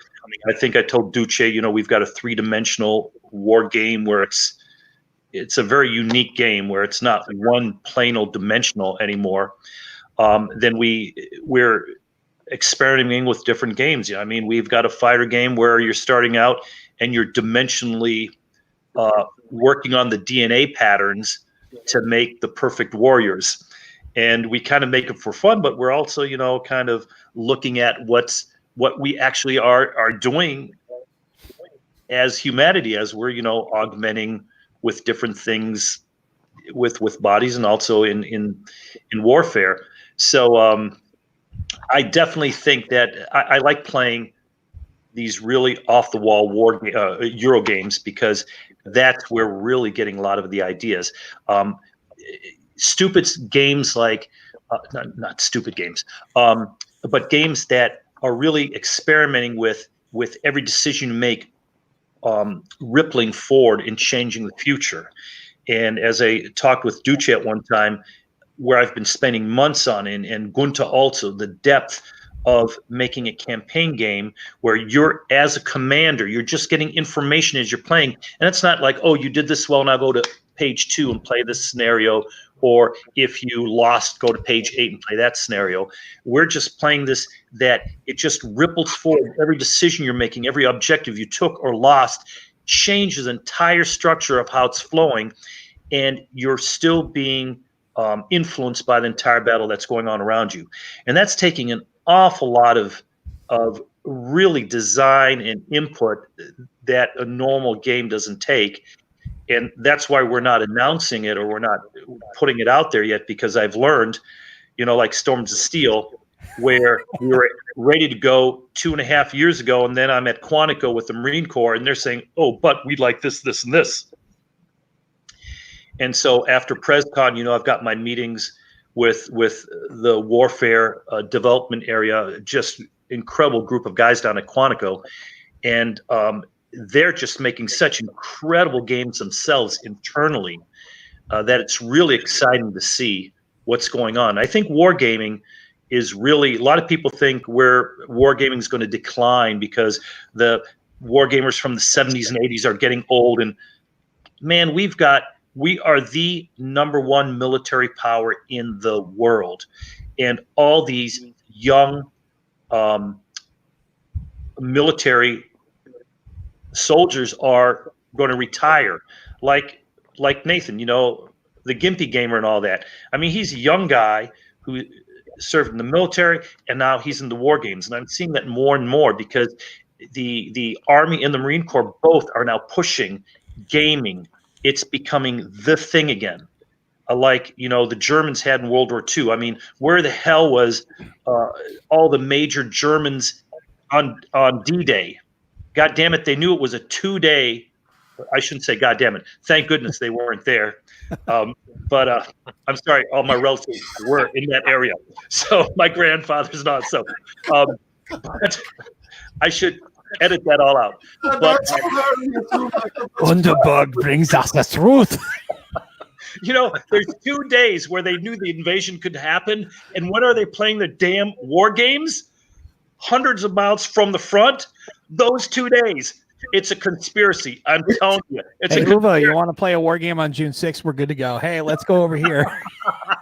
Man, you know, Uva, you killed me. You could take the German out of Germany, but just think about it. It was CSW Germany at June 6th and 7th in 1940. That's but, you know, so it's even interesting, you know, with the wargaming and how we're designing and everything going forward. In the military, that's really doing it, and they're really pulling from wargame designers. I mean, because really the best games coming out are still outside of the military, and they're pulling these in, and they're modifying it and putting their blankets over it with their top secret. Because, you know, something that we've talked about a lot with them is that they're trying to get all these really brilliant designers and AI designers and app designers and game designers. These young kids in their 20s are coming out of college, and they say, okay, hey, we're going to offer you a job to sit around for 6 months till we get you security clearance, and then you get to sit in a basement cubicle working on a project for some stupid ass major for 2 years. Ooh, what do you say? You want to join us? They're like, what the hell? I'm going to go to San Francisco or San Diego or somewhere and be doing the hot apps and making $1 million on Kickstarter or whatever. Sure. And that's the problem. So they are, you know, coming to the outside to get it. And then they can put their their classified blanket over it.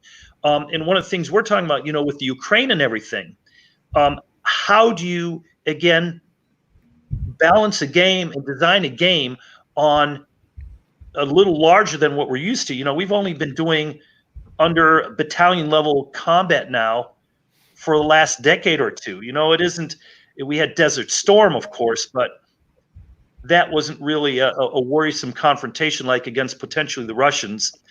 And so how do you balance that again because of the prejudices that we have? And I'm the same way, because I don't think that the Soviets have a snot chance in hell against the American armed forces, not only from morale, the training, the equipment, everything else, because when it comes to head-to-head on the battlefield, I think the Americans 100% believe we could roll over them, and the Russian guys, the majority are like, oh shit, I don't want to be here. So, well, that's the difference of a volunteer army versus conscription. When you get into that, then you're not going to have the same motivation as you do with the all volunteer army. So, I mean, it goes back to the the Cold War with Warsaw Pact. I mean, you would be facing in a hypothetical World War III, you would be facing wave attacks. Soviet doctrine was wave attacks. They'd be throwing T-54, 55s at you, and then T-62s, then T-64s, then T-72s. They would throw as the waves went on. They would have more advanced armor coming at you because they would just be throwing a 55s at you, saying these are going to die. We don't care. You're gonna waste ammo, Yep. and they may actually get lucky and kill a couple of you guys. But against the M1, there's no way. Right. And how do you then make a war game with it? We were just talking. I was talking with Dan the other day, and with when we did Storm to Steel with Kursk.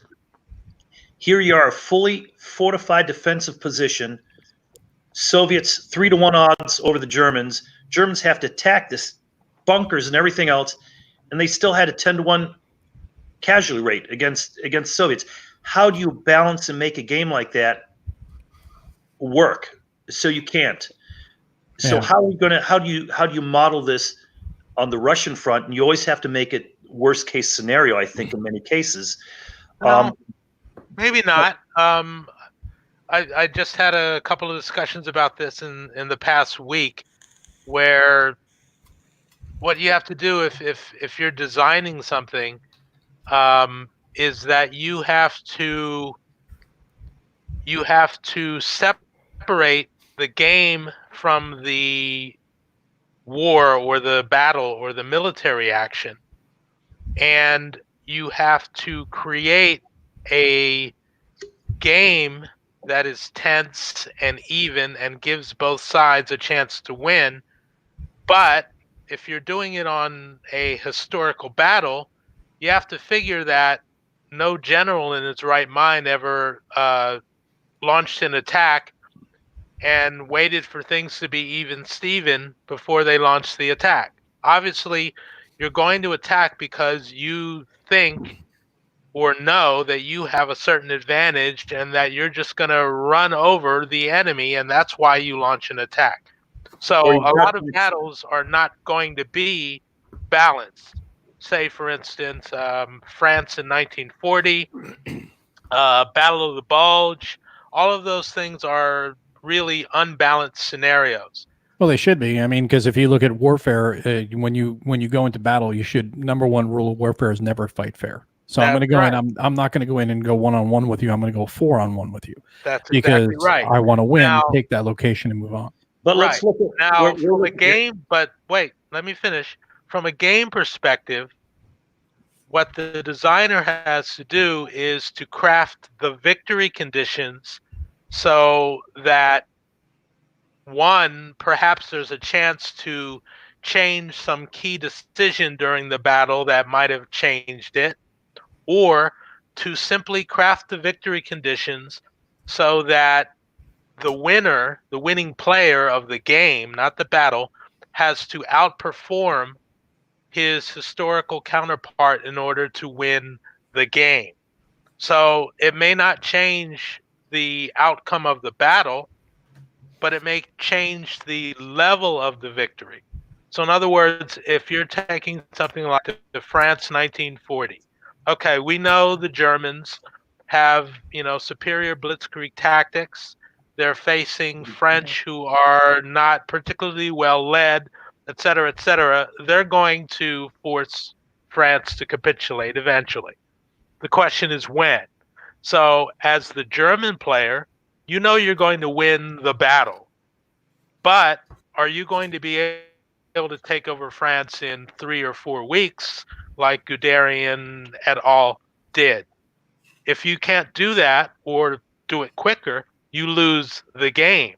And the player playing the BEF and the French, they win because they lasted 5 weeks instead of the historical 3 or 4. That's how you make a historical game interesting for both sides, by the use of the victory conditions, not necessarily making a player have to completely turn history on its head.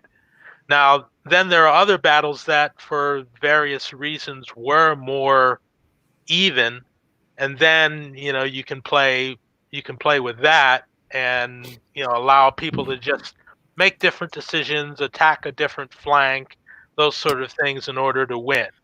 Well, here's a question for Uwe, real quick. You were talking about having that 3-dimensional thing. Is that going to be like Agents of Mayhem? No, not at all. No, no. I mean, along those lines is what I'm talking about. Totally different. Totally different. Because how do you the two things that are never modeled well in a war game, in my opinion, is the human factor and fog of war. Because every time we play a war game, we pretty much have perfect information every time we look at it. It's very easy to play in God mode when you're the general that's running whatever side, versus having imperfect information. And that's where something like the Variable Combat series tries to do something a little different, because you never know what that unit's going to be until they're, a couple of things. Number one, you don't know what the unit composition is going to be until you are engaged in combat. Number two, you don't know how your unit's going to respond in combat until they fight, because they're a green unit, they may fight whole, they may just break, or they may fight like lions. You never know. And those are the things that I think war games could improve upon, is the variability of changing on the fly, which may upset some war gamers because they want kind of a little more deterministic outlook, kind of along the same lines as Euro gamers. But I like the chaos, because that's what combat is trying to master the chaos. Well, you're telling me this when we came out with Conflict Heroes 3rd edition, where we threw out the very regimented 7 action points. And, as a combat force, you may have green forces or not. And 2 points. You as a commander always know relatively how your forces are trained, what their morale, what their cohesion, what your communications level is, et cetera, et cetera. Secondly, and I think a big thing that's happening in war games more and more, which I really like Falcon and designers like that, is that we're bringing in more and more the social, economic, geopolitical ramifications of anything you're doing as a military leader. Because I think we're not going to ever, when we get in a military confrontation, we don't get, our military is always up to the task, and the military, though, is being constrained by the American political and command structure that is being forced to curtail the military's best objectives and best actions. So, we saw it in how coin was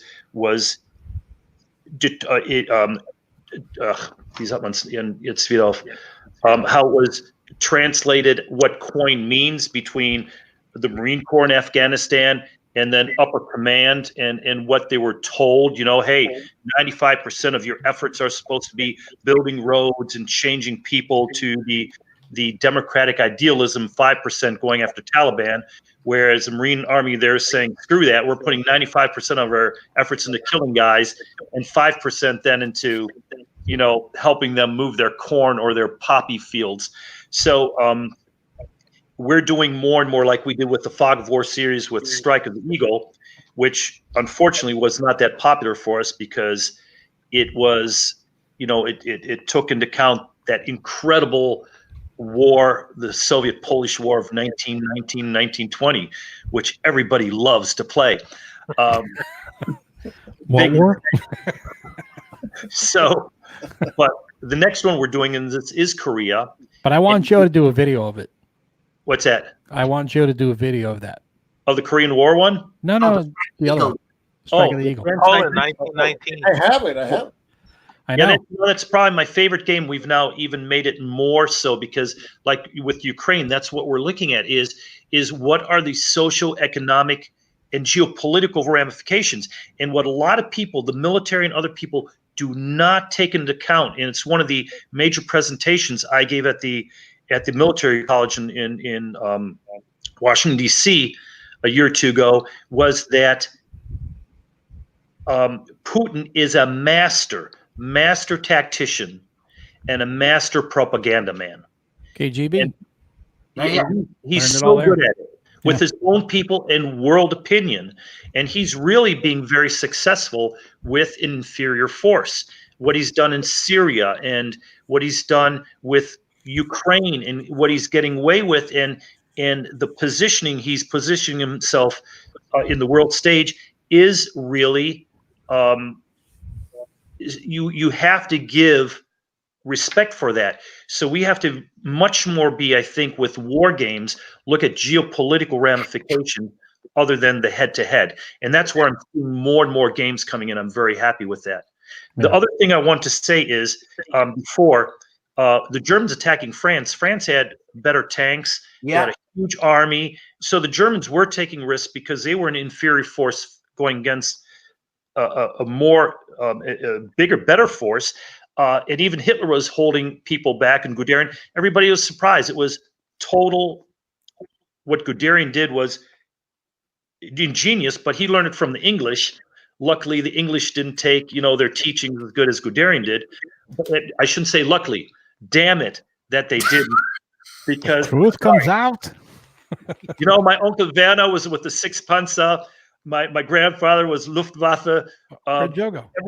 But first thing my dad did when he came to America to play jazz, Louis Armstrong was his hero.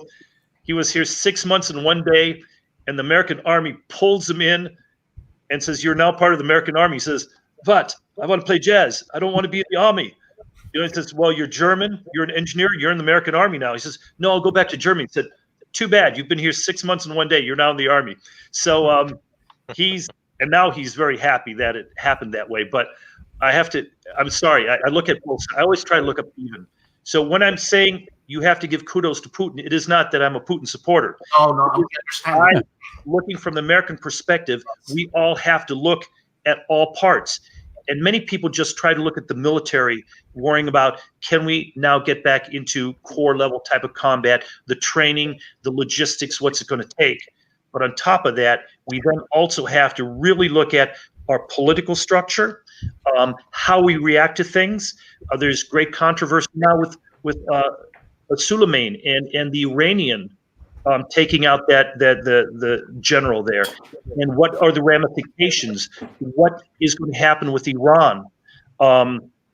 Even me trying to get on military bases now, I have to go through so many more hoops than I did last year. Because you're saying stuff like this on a podcast.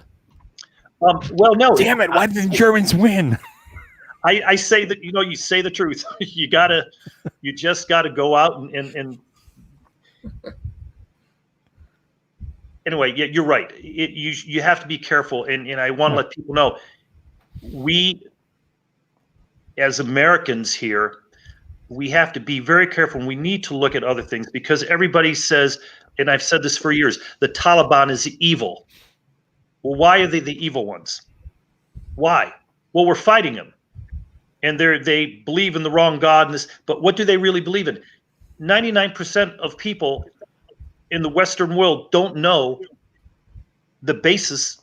Well, they want a caliphate. Extremists. So that's a bad thing. That's a bad thing. It's like playing a chess opponent and not knowing the rules of chess. Yeah. Because I got that Marine Corps mentality. I'm really simple. I like, the Marine Corps mentality. All we care about is war fighting. Well, I mean, I think that's been a problem with American use of power for decades now is that we have a certain cultural arrogance where we think we can just go anywhere in the world and put a McDonald's on every corner, and we are ignoring the fact that a lot of these cultures that we are attempting to undermine are much, much older and much, much deeper than Sure. we are. And so, we go into places like the Middle East and Iran and Iraq and Afghanistan. We don't speak the language. We don't know the culture. We don't know the history. And then we wonder why we don't win.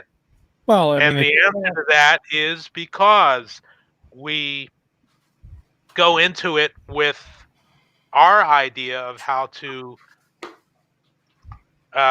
affect change in places that are completely resistant to our Western way of thinking. And that has a lot to do with why we aren't successful, dating back to, say, Vietnam. We went there thinking we could wage a Western style of warfare against the Viet Cong and the North Vietnamese, and we ignored the lessons that we should have learned from the French's involvement yeah, in definitely. 1954.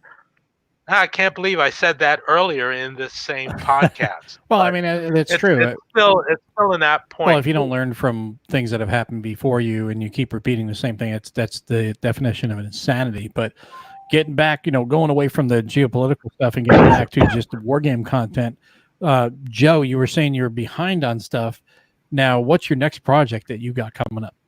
I'm working on finishing a video on front toward enemy, but since we have Uber here, and I've gone to various conventions, talked to designers, talked to company people, and I know that the tendency these days when you publish a game, you tend to put extended examples of play in the rule books because they tend to help you set up the game and play it. But I've been with this channel for like 6 years, and the most viewed videos of mine are those where I show examples of play and right from the rule book. So I did one on Churchill. I did one on Triumph and Tragedy, which is a weird kind of game because it's a block game, card driven, and 3-player game, which it's a weird creature. And I still get a lot of good feedback from people saying, I saw the extended example of play video and the learning curve, which was a lot easier. So I think there is a particular use for videos of extended examples of play if you make the video in a way like you place the player right in front of the game as if he had the game, because a lot of people just reading from the rule book or the written extended example of play, they still have to fill a lot of gaps with their imagination. But if you put it on a video, nicely done, almost with no hands showing on the video, I think it can really help. That's the kind of video I like doing, actually, because it's a playthrough video where I don't screw up the rules and it's useful. And I still haven't done one for Academy Games, though. I'm sorry to say that. I will send you some games. The thing is, but I have to say,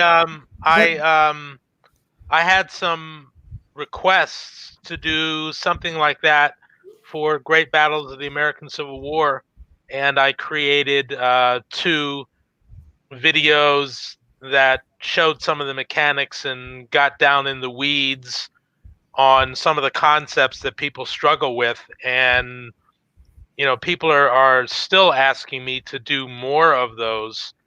And I had thought earlier I was going to do a e-learning version of the rules, that was going to be very well produced and use instructional design principles. But I guess I found that, just doing a screen grab video using a Vassal module actually works better. It takes a bit of time to produce, but people seem to like the outcome, especially for something that is complex. You give them examples of play, explain some of the why you would do this. Here are your alternatives. This is what the rules say. This is how it turns out. That sort of thing. Things like that are very popular and often requested. Well, for anybody who has not gotten it yet, I'm going to put a little plug in here for C3I issue number 33. I just did a preview of it on the channel. Jose is in that the issue, talking about him and what he does for our war game community. And Joe, I want to just thank you right now for all the videos. What issue is that? Issue 33. So we're going to give a big hand here for Jose. Thank you. No, thank you for all you've done for our community. And you're a huge part of our war game community. You do a lot of great stuff, and we really, really appreciate everything you do. Because your videos are really fun to watch. They're not just informative, but they're fun, and that's something that is really difficult to for a content creator to always get across. Everyone has their own personality, but you are definitely, like you were saying before about, oh well, I'm just doing the example of play. It's your personality that comes across that people latch onto. It's that voice. It's the voice. Well, what I was saying at the beginning before Uva came is that I'm bogged down in the production value thing, and I realize I'm going to do the simpler types. I mean, they're gonna look good and sound good, but it's the simpler kind of just play the game, and then add if I have to add anything in the editing process, I will, because I really enjoy playing the game when I do the videos. And now I've realized that all these production stunts are like getting in between. And they're taking me too long to make, so I'm going to go back to the basics, and hopefully you're going to see more videos coming out. And I'll go Grognard, Joe. Yeah. And you know what? With Uva's games, 10 minutes, man, it's over. Well, we tried it. Every one of our games, we tried that you understand you can play the game 5 minutes and then don't have to look at the rules, because that's the way the market's going. And also with officer training and all that, they're not heavy gamers. A gamer, an experienced gamer, has a totally different mind frame. Every single one of us can look at any rule book coming out and we read it, and right away our brain is latching on and thinking of how to utilize the rule systems. But someone who doesn't do this, hasn't ever played any game other than Monopoly, and especially adults, their brains just lock up. Yeah, they melt. Yeah, because they're used to like you're saying, Monopoly, which is right. That's the reference point for most people when it comes to games. You go, oh, right. Like Monopoly? No, not like Monopoly. And you know what? Or Trouble or something like that. I don't know if I'm the only one there, but sometimes when I suggest to someone, hey, let's do you play games? This and that, and they'll say, oh yeah, I've played Monopoly. Oh yeah. Sound like a Canadian. From Fargo. No, it's from Fargo. Oh yeah, and the thing is, they'll say, yeah, I played Monopoly, and right away I can't help but think you're stupid. Well, no, that is the mass market game that everybody knows. It's just an easy reference point. Even people who haven't played Monopoly will defer to Monopoly. We'll say, oh, like Monopoly, and they've not played it. But then when they play other games, they play Euros, or they play any type of, any of the mass market games out now, social deduction or anything, they're like, wow, these are way more different than what I was, expecting from Monopoly, my experience with it or whatever, So games have evolved. Like Uwe was saying before about how many Euro games there are, and there are a ton of Euro games. As a matter of fact, I think the market is so oversaturated right now to the point of where games are copying games that are copying games that are copying games. It's kind of almost to the point where it's like there's not a lot, there's very little that's new. Everything is just like, kind of a similar, replicant of the other game prior to it, just, reskin it. And war games, it's funny because war games are pretty much the same thing, but they also have the historicity behind it that can change it, can alter it, to where you're saying, okay, here's Kursk and here's Stalingrad. Now, yeah, we're using the same mechanics, but in a different environment. And here's a couple changes that are unique to that environment, which in a way makes war games a little bit, I don't want to say easier to design, but it's an advantage because you're not just pulling it out of your head. It's right there based on historical fact. I disagree 100%. I think the war game has to be, it takes, from our experience, war games take 2 to 3 times longer to design Sure. than something you're pulling out of your head. Because if you pull it out of your head, no one makes the rules but you. Right. When we first came out with the original Awakening the Bear, the Russians would not, they boycotted it because it showed a burning T-34. Yeah, I remember. What the hell, you know? So, and from our experience, everything has to be so exact with a historical game, and especially games that are taking on and touching on social issues that may be out there. You know, we're in designing a game on Afghanistan tactics based on the bear went over the mountain, you know, the Russian invasion of Afghanistan in the 80s. And then the next game is the Americans in Afghanistan and looking at the different type of tactics, what's changed, how the tactics were utilized, how we had to change over from an Iranian type of mobile type of attack and a type of holding control to on foot, smaller units in Afghanistan. So I think doing historical actually takes more work to substantiate it than a total fantasy. One other thing I want to say, though, is that our military nowadays is so well trained. The volunteer, the way the Army, the Marine Corps, the Navy, Air Force are going through games.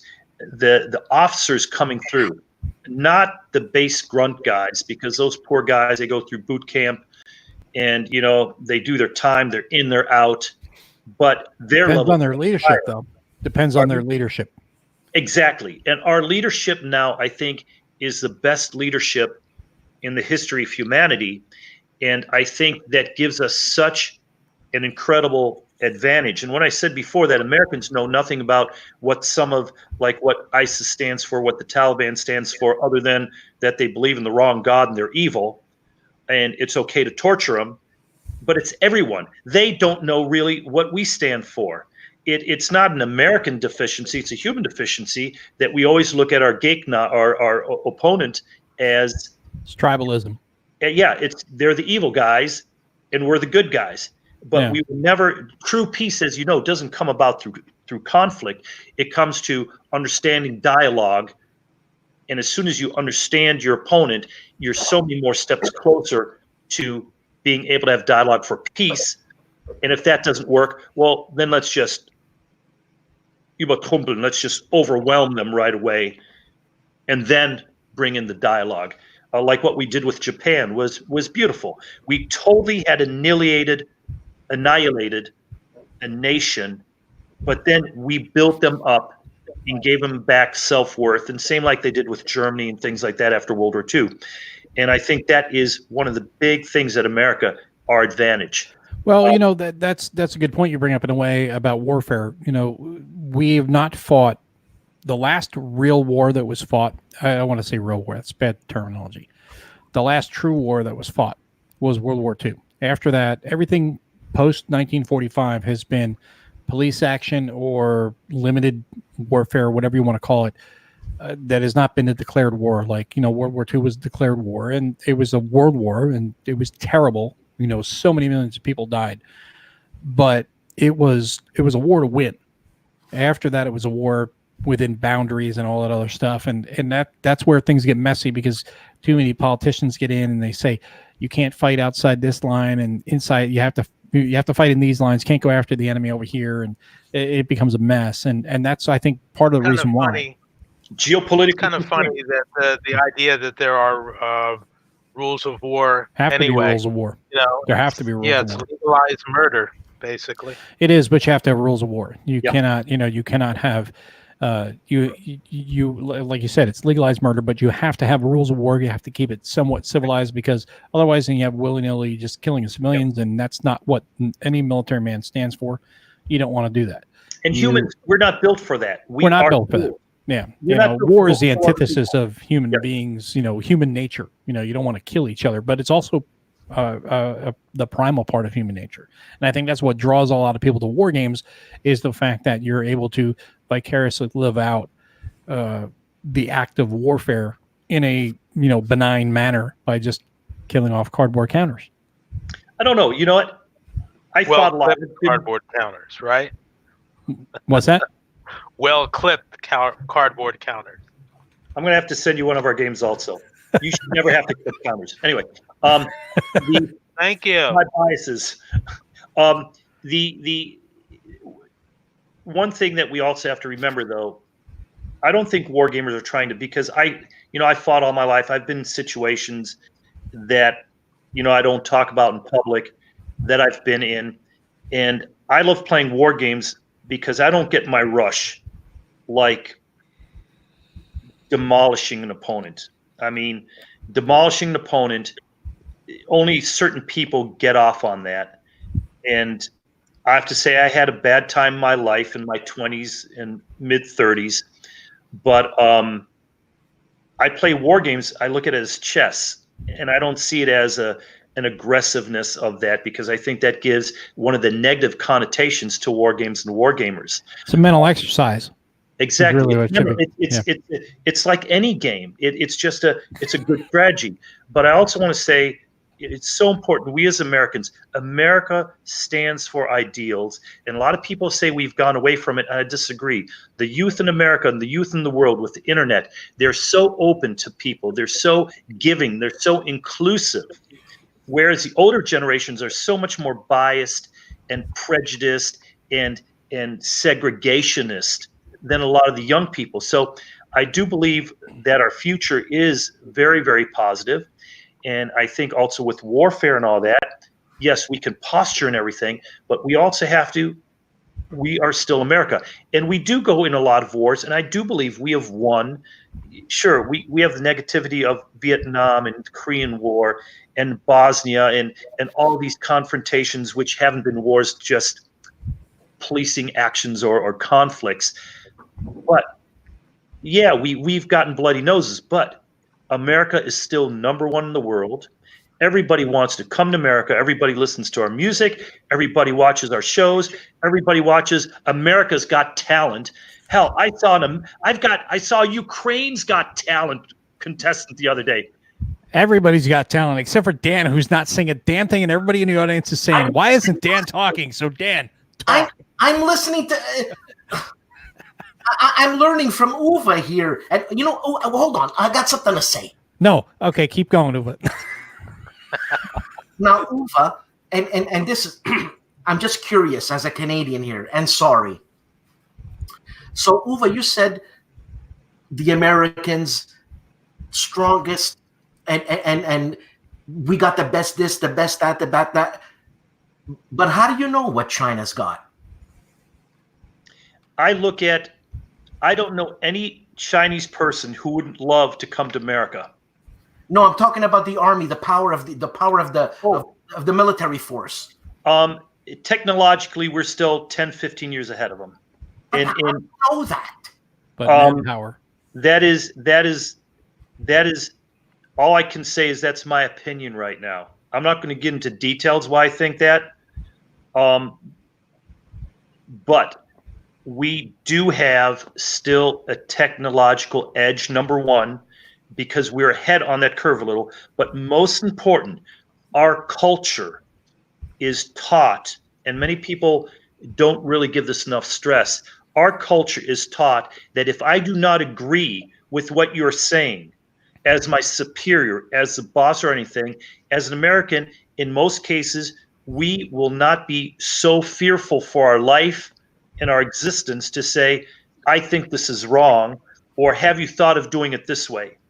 Whereas in China, it's still much more regimented.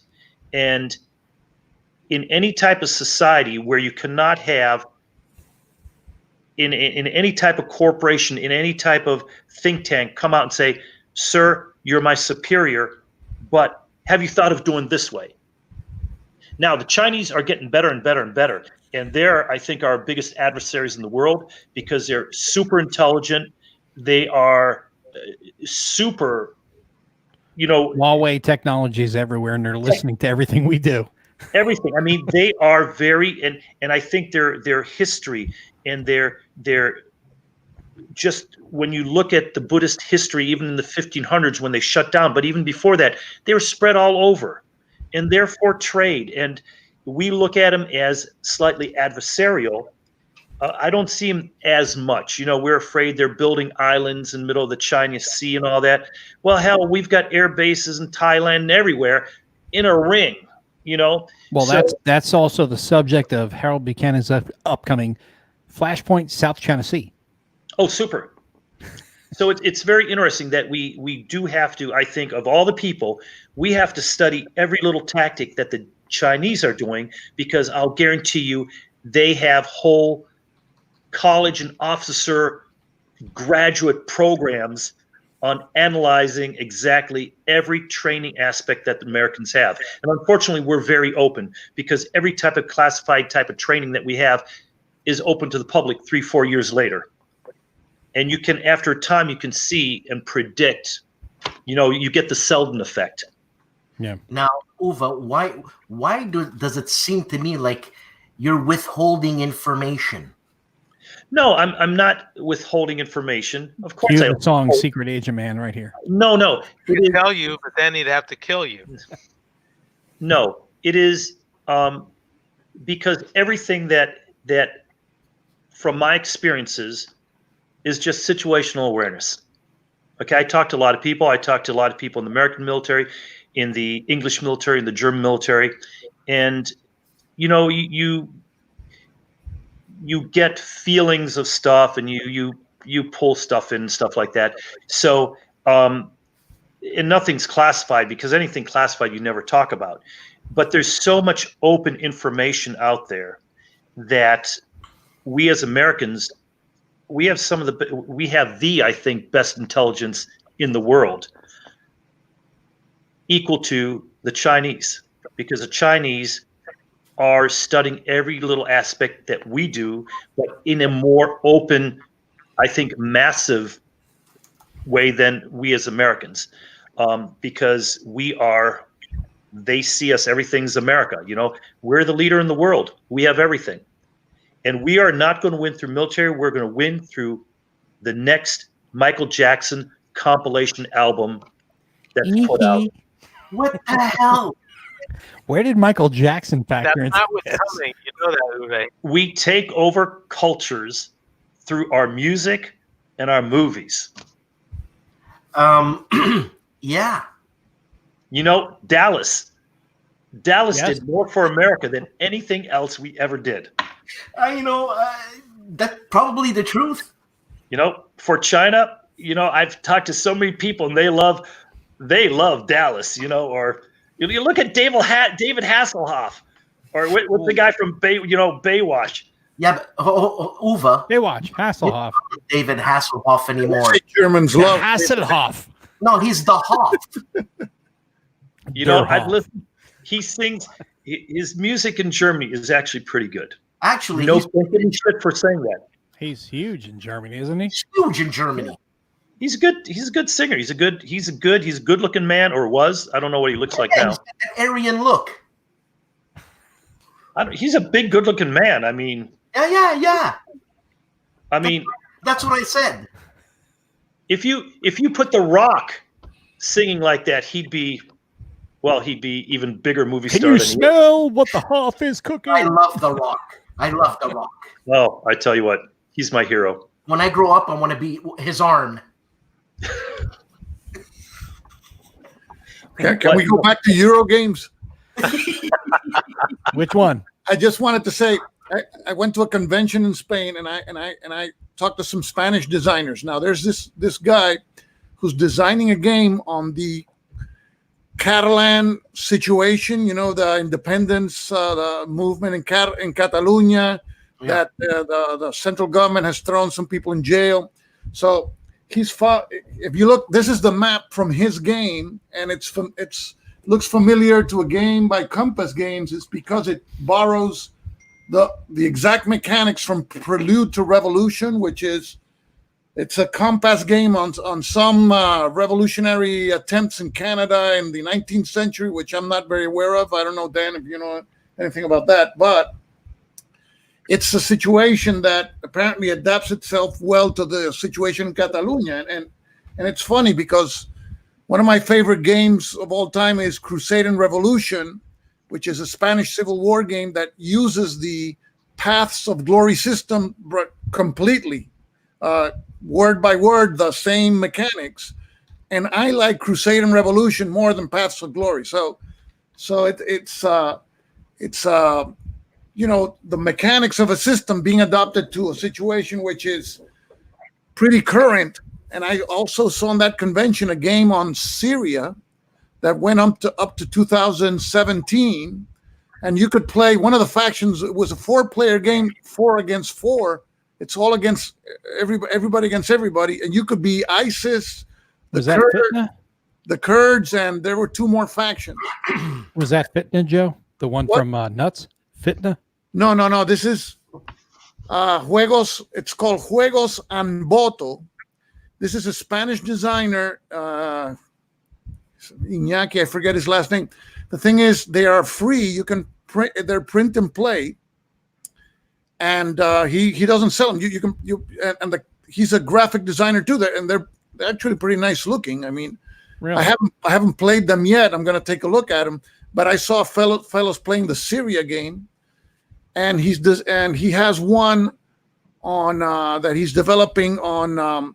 There was this Paraguayan president in the 19th century declared war against Argentina, Brazil, and Chile at the same time. Crazy guy. Of course, Paraguay got ransacked, and 80% of their male population got killed. It was wow. It's something that's never been gained before. And believe me, Bolivia? What? Was it Bolivia or no, Paraguay? Paraguay, okay. Paraguay. It was Lopez was the president. This guy just declared war against everybody. It's called the War of the Triple Alliance. You know that Decision Games comes up with very obscure battles, but I haven't seen a game on that war ever. And he explained to me the game. It's currently in development, but it's very interesting because the objectives are close to the frontier, so you have to push to capture objectives, which will give you cards that will keep the momentum for the offensive. So if you don't capture objectives, you're going to lose momentum. And apparently it's something really new that I saw there. So I had an opportunity in Spain to see, you know, the application of some Euro mechanics like that game, Prelude to Revolution, which it uses a lot of wooden blocks to mark influence. And in addition, some designs on war games on topics I've never seen before. So, wow. Joe, the game I think you're talking about from Compass Games, something Rebellion Upper Canada. The one there. I know. It's a game. I don't have the game because for some reason it's very expensive. It's like $100, and I don't know why. And the topic if it's a Compass game, that would be why. Did you just say Compass Games is expensive? No. But it's so I'm gonna be. He sent me the rules also, and it has already an extended example of playing. That's one of the videos I'm looking forward to doing. I was going to ask you, are you going to do that video? What? That's what I was going to ask you. You're going to do that video, correct? I'm going to do that extended example play for that game, which hasn't been published yet.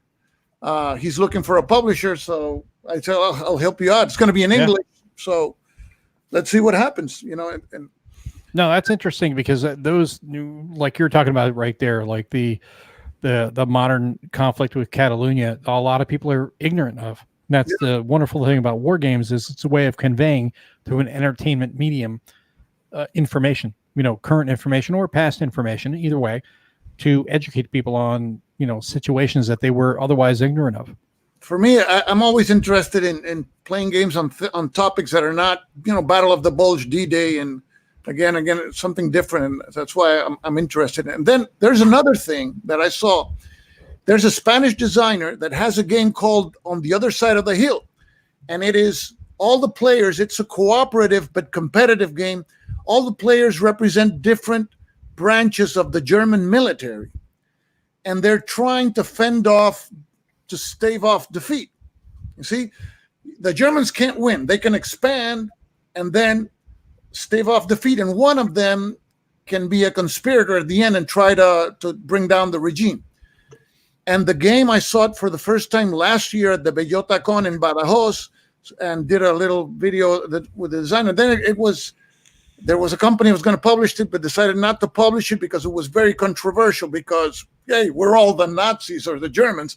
So they didn't publish it for that reason, which, if you're a true wargamer, that doesn't matter. I mean, because that's an interesting point, though, because we were going to do a game we had on the Pol Pot regime, and we got such negative, aggressive feedback that we didn't continue with that game, just because we thought that would even give our employees safety concerns. You're kidding.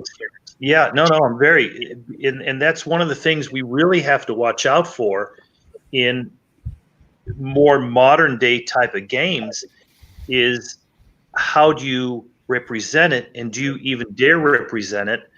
Because I'm afraid it would target our company to the wrong elements in negative ways, because we've got employees worldwide who are salaried employees, and we have to. I'm very concerned about that. We're just a private company. We're not in any type of. I mean, our headquarters here in Ohio, I have no problem. I mean, everybody on every desk has defensive means, which but our foreign employees, I'm afraid of that, or even some of our employees in the bigger cities. So there's definite reasons why companies don't, even like us, don't publish a game. And it's not just would we make money and would it be popular, but what is the ramifications of some of the players or the factions, because they're still all alive, and it's very, very today. Well, the thing is that, but there are some subjects that are worthy of discussion, worthy of debate, worthy of all kinds of things, but you just wouldn't want to make a game out of it. Like something like the Holocaust. You just couldn't. You can't go there. Or I remembered within the last couple of years, somebody was marketing a game that was kind of exploring the topic of slavery. There's a couple of games. You're talking to one of them right here. Was that Freedom, you? Freedom, the Underground. Yeah. That's our best. There was a lot of debate about that, and I think people came down on the side that there are just some subjects that are kind of just off the table. Hollenspiel one of my also did biggest one called This Guilty Land. Civil War, and that's one where it kind of gets on that line where there are a lot of Civil War games. There are some that are very, very deferential to the Confederates and things like that, and we have a lot of debate in our country about all aspects of the Civil War and also its legacy.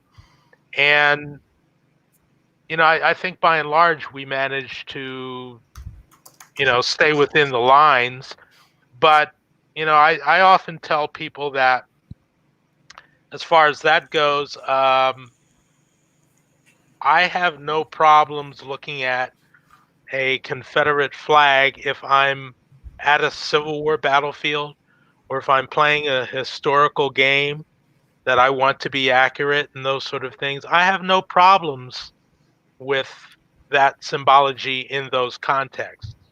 But I got to tell you, it's a little bit different if I'm like I was a couple years ago, driving out of West Virginia and watching a pickup truck come barreling down the road with the very ironic juxtaposition of both an American and a Confederate flag flying out of the back of their big wheel pickup truck. You know, that kind of stuff, I don't really enjoy having that thrust in my face. So, Well, that's the interesting thing about, when it comes to, historical war games, you're able to explore different aspects of history through, a game. And we got Stuka Joe twice here. Yeah, sorry, my Google Chrome is moody today. It's crashing like every once in a while. It's very interesting that what Alan says, because again, and I don't want to be contrarian with everybody, but we did Freedom Underground Railroad, took a lot of flack for it, went through a lot of difficulties, made a lot of changes, even the box cover, the writing we have, ever since we put out, store owners were afraid to have it because their people were coming in saying, how dare you do a game on slavery? And the problem is in our society, and I went into this a little with Duce when we did our talk 2 weeks ago, that I disagree. I think we do need games. And just because we call it a game, it's not something that ridicules or makes fun. A game is a situation where you have two people or a group exploring and trying to win and do something. So I believe that we need, like our Freedom Underground Railroads now used in schools, inter-community centers. Luckily, our biggest supporters are from the Black community, because we really do try to make it very neutral and get away from the whitewashed history that's taught in schools. But I also think if there were a good game about the Holocaust, you're not making a fun thing about the Holocaust, because in today's society, we are backslipping. We are using the same tactics, the same wording that Hitler used. Hitler was an incredible, charismatic man, very intelligent, who moved a whole German nation that had so many Jews in it because they were an inclusive culture. And it was turned around in such an evil way.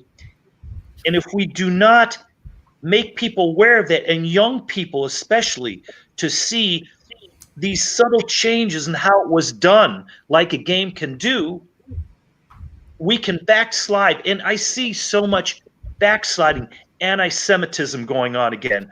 It is out there. Slavery, we have more slavery now than we did in the Civil War. Around the world, yeah, probably. Yeah. Slavery in America. We have so much slavery in America. Sex slavery coming in, work slavery from Asia and Russia and everything. It is a real issue. And we do need to explore these. And I think we as game designers, game publishers, game reviewers, we do have to look at that and say, yes, some of the things are uncomfortable. Freedom, a lot of people won't buy it. They go, oh, it's a topic I feel uncomfortable playing. But it's treated in a respectful manner. It's treated in a manner where we're trying to highlight the people who tried to change it, and we're highlighting all the negative things that happen. Like I said in Duce's interview, we're working now with the Native American councils and all that to bring about some of the genocides that happened there. And I really believe, people say it's not the time, but if there were a good game, and I don't know if there can be a good game, there have been some stupid asinine games about Holocaust situations, but there are Holocaust situations going on every day in this world. Yeah. And we need to highlight it, and we need to be able to pick it and say, this type of action is exactly what Hitler used to do this, or the Poles used, or the Russians used, because the Germans weren't the only anti-Semitic people in the 20th century.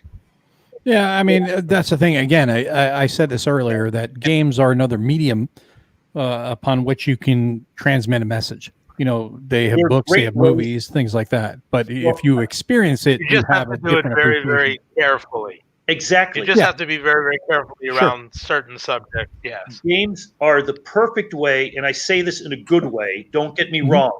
They're the perfect way to subconsciously indoctrinate youth. to look in a different situation. If they are, I've got some kid in a white cracker, total Indoctrinate may not be the best word to use, though. Pardon me? Educate, not indoctrinate. No, because education, no, this is where I disagree. You can teach people and say it is wrong to be prejudiced. Include him just because he's a different color, different religion. That's not right. That's education. Well, that's what I'm saying. Yeah, education, like you were talking before, Joe was talking about with situation in Catalonia. It's a great way to explain to people that may be ignorant, because a lot of people probably are, on the current situation there and the struggles that are going on there in Catalonia. And then you can juxtapose it with, something back in like the Holocaust or whatever, a previous situation. People who are prejudiced and biased, they don't change their ways because you're telling them about it. But it's something that repeats throughout history. Well, let me go into, and it's politically incorrect, but indoctrination, subconscious indoctrination, we use it all the time. We use it in TV ads, we use it in movies, we use it in everything. And when you have a young child who comes from a very prejudiced family, whose dad is saying, end dude there, and these, blah, blah there, and, we need, and you can tell him it's wrong, it won't happen. But when he plays a game competitively with other people, and his thing in the game is to win, and he's playing an anti-prejudicial, anti-Semitic or cause, subconsciously, without him knowing it or her knowing it, they do just a little slight shift. Yeah. And there's a difference, and that's a big thing where, again, the people who know it and do it well. Again, I'm a very blunt person. Oh, yeah. You should not say indoctrination and all that, but subconscious indoctrination, instead of preaching to someone, is the subtlety, and I think it's much more effective in good ways, and you can turn it into bad ways. Yeah. And, right now with the internet, all this negativity, the Russians coming in, everything hitting the media, it is meant to be subconscious. And we do it very well with our music and our movies and everything. It's subconscious indoctrination over and over again, little. It does not work going to someone saying, especially a young kid, this is the wrong thing. Or you go to some redneck and say, it's wrong how you're saying. But here's the thing, like you were saying, this subconscious indoctrination, this is where games are superior in that manner. And whereas if I write a song and I'm an artist and I present a song to you and it gives you one viewpoint, whereas with a game, I'm giving you both viewpoints. If I design it right, I should design a game that's balanced. This is, definitely hate these guys. And then the other side should be definitely hate the other guys, whatever. And you're seeing it from both perspectives and why. And then if you, as a gamer, solitaire gamer, especially war gamers, we play a lot of games solitaire, we'll play both sides. And first couple times you're just like working through the whole I gotta figure out how to do this without cheating myself with the experience. Once you get past that, and once you've trained your mind past that, you will let the narrative unfold, and then you start seeing from both perspectives, and then that's when you come to a realization. That's when you have that moment to where you're like, oh, I'm looking at it not just at one side. Now I'm looking at both sides, and I'm having a better revelation of the whole situation. Yeah, but no, you cannot have players play a slave breeder, because we bred more slaves between 1807 and the beginning of the Civil War. I mean, we quadrupled the slave population without importing more slaves. It was a business. Yeah. You cannot have player playing that side, and that's where with Freedom Underground Railroad and what we're doing with the Holocaust in the Ohio and Virginia valleys, Shawnee tribes, and all that were just decimated.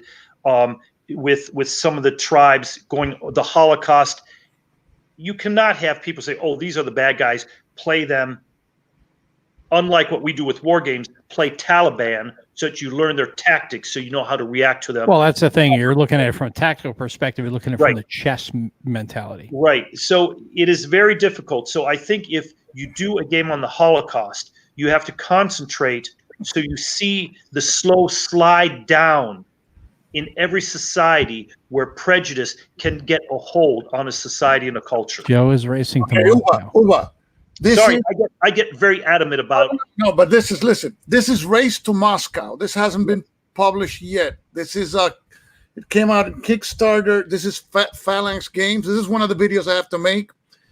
The Kickstarter ended like a month ago. The thing is, here, this is a semi-cooperative game. If three players are going to play, we're all German army group commanders. Mm-hmm. So we're all German. Yeah.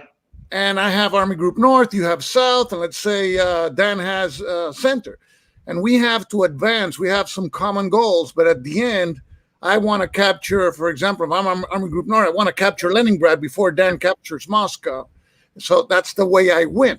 Yeah. Now, when Phalanx Games came out with this for Kickstarter, it got a lot of flack because, this is glorifying the Germans or the Nazis. And this is okay because you're fighting the Russians, and we hate the Russians. It's a good thing nowadays. Seriously, you could not do that in a different way. And that's a game. It's the same system like I think it was Race for Berlin or whatever that came out a few years ago. And Michael Ozon in Phalanx Poland does incredible work. No, I think they do very innovative games. And the thing is, if you're a war gamer, I don't care. I'll be the judge. That's the thing about wargaming is I play one side, I'll play the other side. To experience the whole thing. Today, I'll be Russian tomorrow. I'll be a Mongol 2 weeks from now. It doesn't matter because what matters is the situation. You see, right? You know the formidable situation we have. We're going to try to conquer Russia, this vast space. We have 3 army groups. I want to get the glory before Rundstedt or the other guy. It's a great situation to game, to be in. Yeah. So we happen to be the same thing. It's the same thing with the Civil War. It's just like I'll gleefully play Lee or or Jackson or anything like that. I'll gleefully play the Confederate side in a Civil War game, as long as we're staying in that particular historical situation. I have no problem with it. It's only when I, see someone kind of bandying that kind of thing about out in public that I have an issue with that symbology or that side or that viewpoint. What if it's Sherman and your thing is to burn down as many farms and kill as much as you can going down the Shenandoah Valley? Now Wonderful military tactic, but terrible when you look at it from a morality standpoint. My point is, speaking from my experience with the great battles in the American Civil War, that aspect of the conflict is represented at all is abstracted. If a particular battle, say in 1864, was fought against the backdrop of Sheridan going down the Shenandoah Valley with the aim of burning as much of the crops and those sort of things as possible to try and shorten the war, the game is still only going to concentrate on, say, the Battle of Cedar Creek, and not what happens 2 days later if the Union wins. Mm-hmm. So, there in that situation, you're going to avoid the topic completely in the context of the game.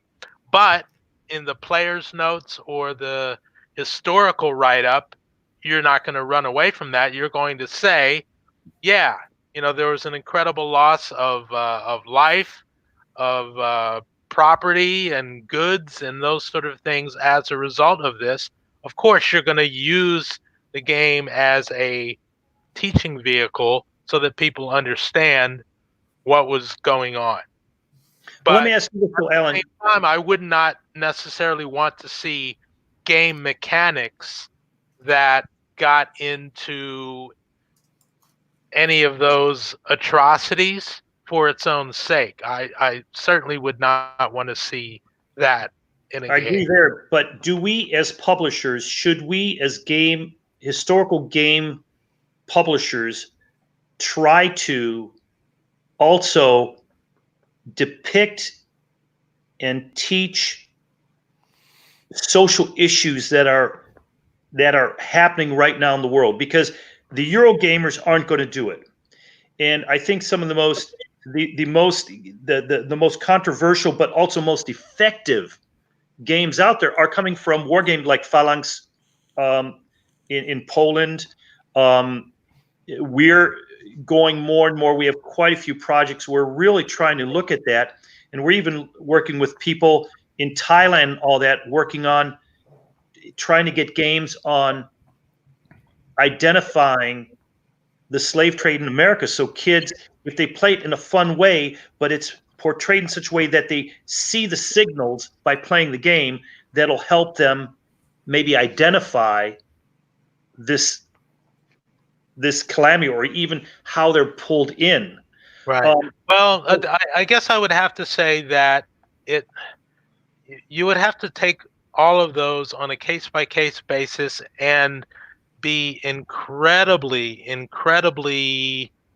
Empathetic. careful Yeah. with what you're doing and how it's presented, because I mean, to go back to that the example of the Holocaust, is like you just couldn't have a game situation where if you're, say, successful as the Germans, you end up eliminating an entire group of people.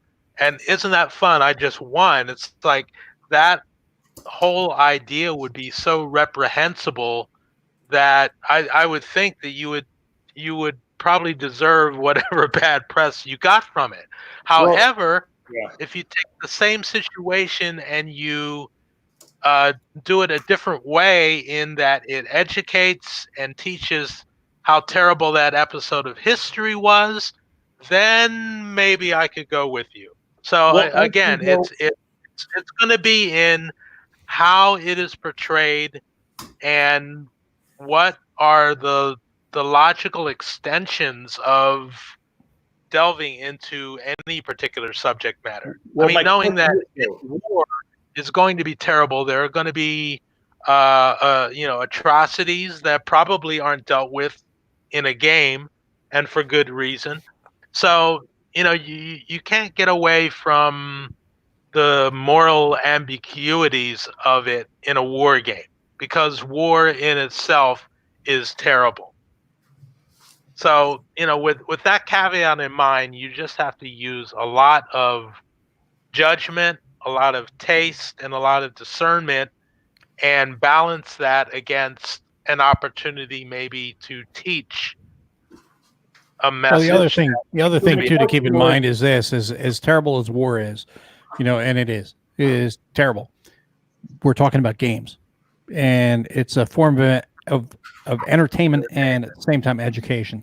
So Right. you have to make it entertaining and educational at the same time. So you have to balance that.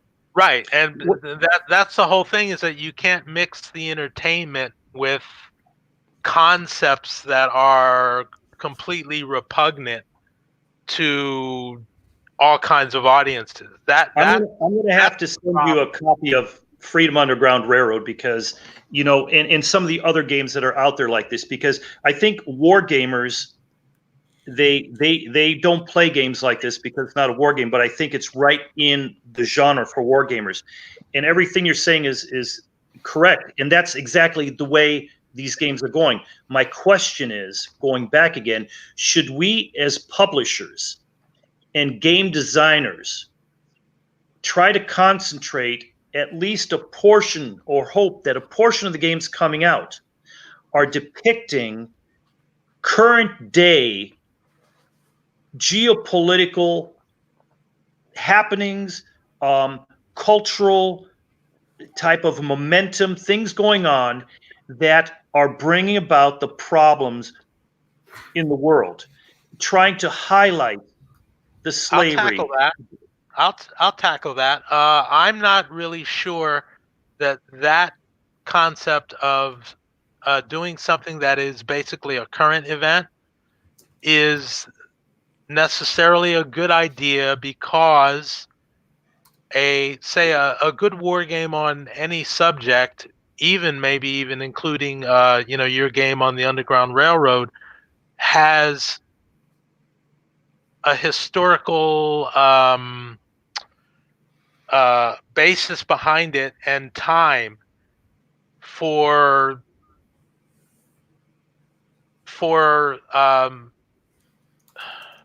people to understand what it meant. Even as close back as, say, even the Vietnam War or something like that, we've had 30 or 40 years to digest that and to understand some of the things, or misunderstand, as the case may be. And that's fine. But if you were to say design a game about the current impeachment trial, if you were to take that, you would probably have to take one side or the other of that issue to kind of run with in that game. And so it would just seem to be an editorial. But if you were to approach that same subject 30 or 40 years from now, it might make for a very interesting game. But shouldn't we try to tackle the current day Holocaust, the current day slavery, the current day prejudice? I mean, like, 2 of our games have books written for teachers to look at the historical and bring it into. What happened to Alan? Alan disappeared. Oh shit! Brought in Gimpy, and Gimpy chased him away. But, It's the gray in the beard that scared him away. Can't help it. What's up, guys? We were just talking about you a little while ago. But the question is should we, as game publishers and designers and reviewers, try to look at and maybe put a little more focus on designing games that people play that will make them aware of a lot of these still atrocities going on in the world and society? And our answer, because we're trying to do games and publish them, takes many years because they're such sensitive topics. And we know they sell because Freedom sold tens of thousands of games. But should we, and I think the teachers and everything are asking more for it, should we, though, as reviewers and publishers and designers, try to start putting a little more thought into games that are fun to play, but also give a deep fundamental message on, could be, the immigration problem, could be against a gay and rights, things like that, about religion, genocides going on in Africa, things like that, which are a very involving game. And would gamers actually want to continue buying these games? That's a question. I don't know. I don't know if it's a way to go or not. I think so. I mean, from a gaming perspective, it goes back to what Joe was saying before about Catalonia. I'm fairly ignorant to the situation there. So if you have a game that's going to explain it to me, hell yeah, because this will prompt me to learn more about it. And even seeing about the game will make me go, hey, Google, what's going on in Catalonia, and read about it and understand it, what's going on there, and then appreciate it before I even get the game. And then when I get the game, it gives me another perspective, and then it makes me read further. And it's kind of like an unending cycle, which is great, because that's how you grow, is by experiencing through a game vicariously in a safe manner. And then by reading about it as well, and then talking to people who are there and know more about it than I do, because that's how you grow as a person, and to understand and be more worldly, to see things in a bigger perspective than just your narrow vision. I feel, where did Alan go? We didn't drive him away, did we? No, I don't know where he went. I think he dropped it. I think you mentioned Sherman's March to the Sea, right? Which was Sherman. That was a military operation. So I can see a game being done on Sherman's March to the Sea. Why? Because it was a military operation with an objective to reach the sea, right? And he burned the hell out of the South, right? Which is not very nice, but it was done maybe to achieve some military objective. So that I can see that being portrayed in a game. I pulled out this game, Cuba, this splendid little war, where you as the Cubans, you can burn fields to deny them to the Spanish, to deny resources. So the burning of houses, it's war is in the eyes of the beholder, right? The Cubans need to burn their the resources so they don't fall in Spanish hands. The same thing the Russians did, the scorched earth policy, right? And the Germans, when they were retreating, they were doing the same. They were destroying things. So maybe in a game you have to destroy things in a military game so that you don't give resources to your opponent. Now, I don't think you have to depict in detail the slaughter that occurs when destroying things, because you don't need that. But it is important to recreate it somehow in the game if you're playing a combat military simulation of a sense. And I know nobody's going to do a game about the Holocaust because I don't think it bears any purpose per se. But see, I disagree. Why? We have Holocaust going on daily, and there's still all the prejudice against. But the Holocaust has been reflected in games. It just does. Abstractly. Have you ever played Third Reich from Avalon Hill? See, but that What do you think Germany gets the 150 BRPs how when they increase them to 350?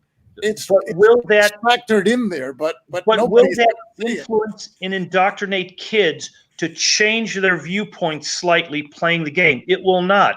And that's my point, is we try to bury our heads in history about the evilness that was done, but most kids don't even know half of what went on, and the same things are happening. I see in America synagogues being burned and bombed. I see Southern Black Baptist churches being burned and stuff. And if we do not learn our history and really say this is what happened 150 years ago or 50 years ago, and this are the correlations that could happen today, I think we're missing a boat as game designers and publishers to be able to really put an awareness in the youth nowadays that will give them a way to internally reset while still being in this prejudicial culture that they're living in. Because as much as we try to whitewash, or I'm sorry, not whitewash, as much as we try to veneer our culture, the culture in general is very thin. I think Uva's right. I think you're straight on point, Uva.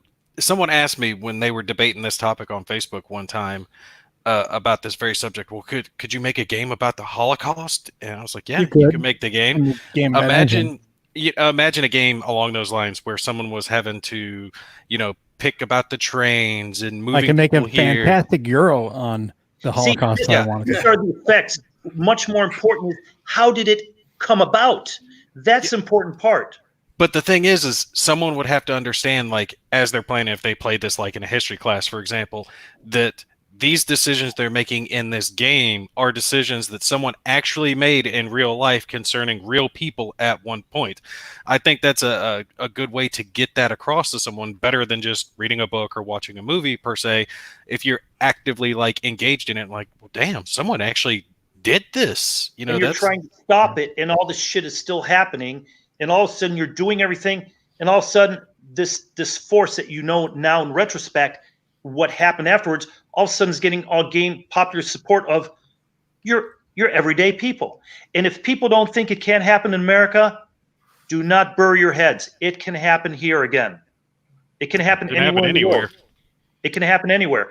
And they talk about you talk about the Holocaust and stuff like that. You can also talk about Unit 731. Anybody familiar with that?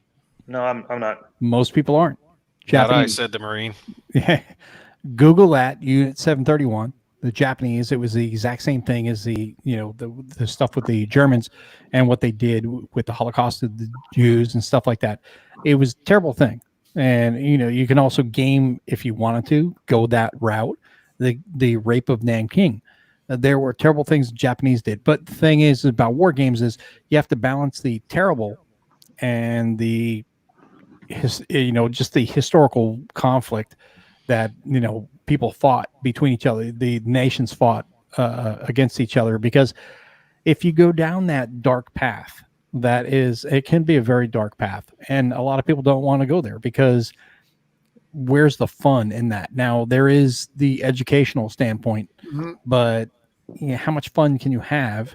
And I mean that in a literal sense. How much fun can you have when it comes to gaming a Holocaust? That's when you a play terrible thing. And when you play a game, for example, I don't know, Mark Herman's what do you call it? His Civil War game. One side is the North, right? You're Lincoln. The guy is Jefferson Davis, and you can have interesting situations happening. But when you're going to play the Holocaust, where are you going to be? Who wants to be Heydrich, or who wants to be? Well, no. Again, it's so you've got to play some of the games out there. We agree.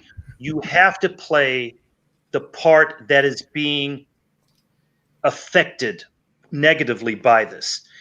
My whole point is, do we as designers, should we go down, and we're not playing, and we're always getting off the key. And this is where this is a totally different discussion, I think, because I'd love designers who have good ideas to contact me on this, because it is not the war and after effects. It is, what are the subtle currents that happen in a society that bring about racial prejudice, the Muslim, anti-Muslim movement in America, the anti-black, the anti-gay, the anti-immigrant, and historically, what did these movements end up into?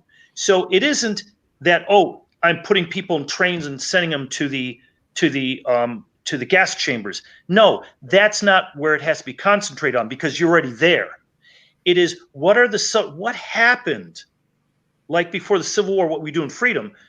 We're looking at what happened politically in that shift going on, the people were involved, that we can identify that and go, wait a minute, I see this person talking this way, saying this exactly like back then in this game I played.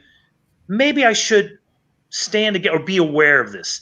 That's my question. It's subtly going in that direction, so we can look at women's sex trade, all these different things. And to be fair, though, do you think that a game like Underground, or I forget the exact name of it, Freedom?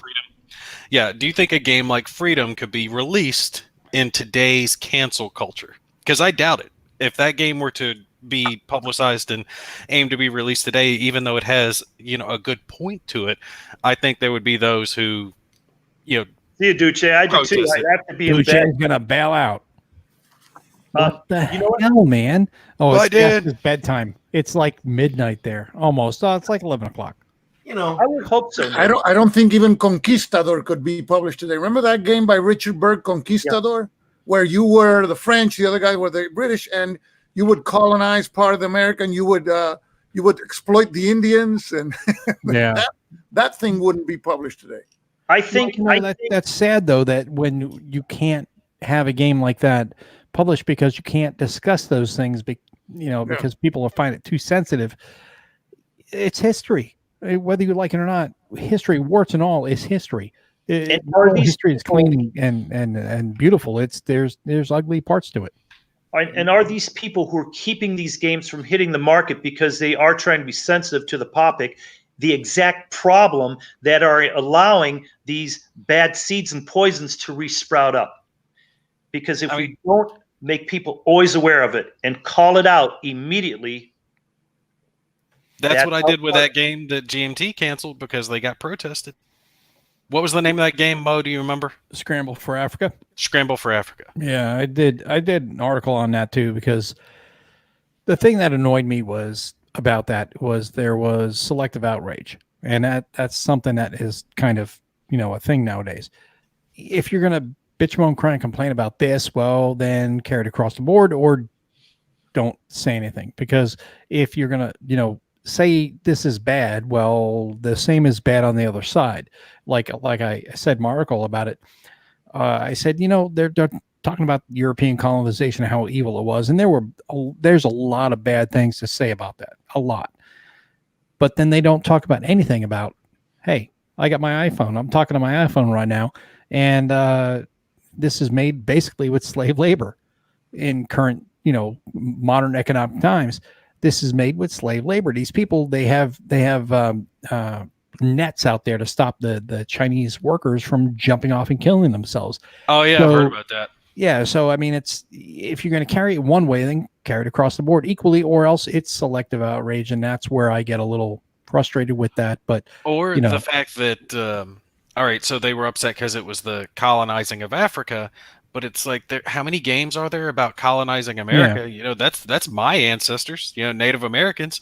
How come it's okay to colonize my people, but it's not okay to colonize other people? Well, it's that way You across can't the have board. some that are okay and some that aren't. It's either all okay or none of it is. Yeah, everybody's been exploited at one point or another, and it's terrible. It is truly terrible, but that is also history, and that's why we play war games, because we like to explore history. And Guys, over I'm here sorry laughing. for pulling us down this dark hole. We are You always take us down this dark hole. but it's.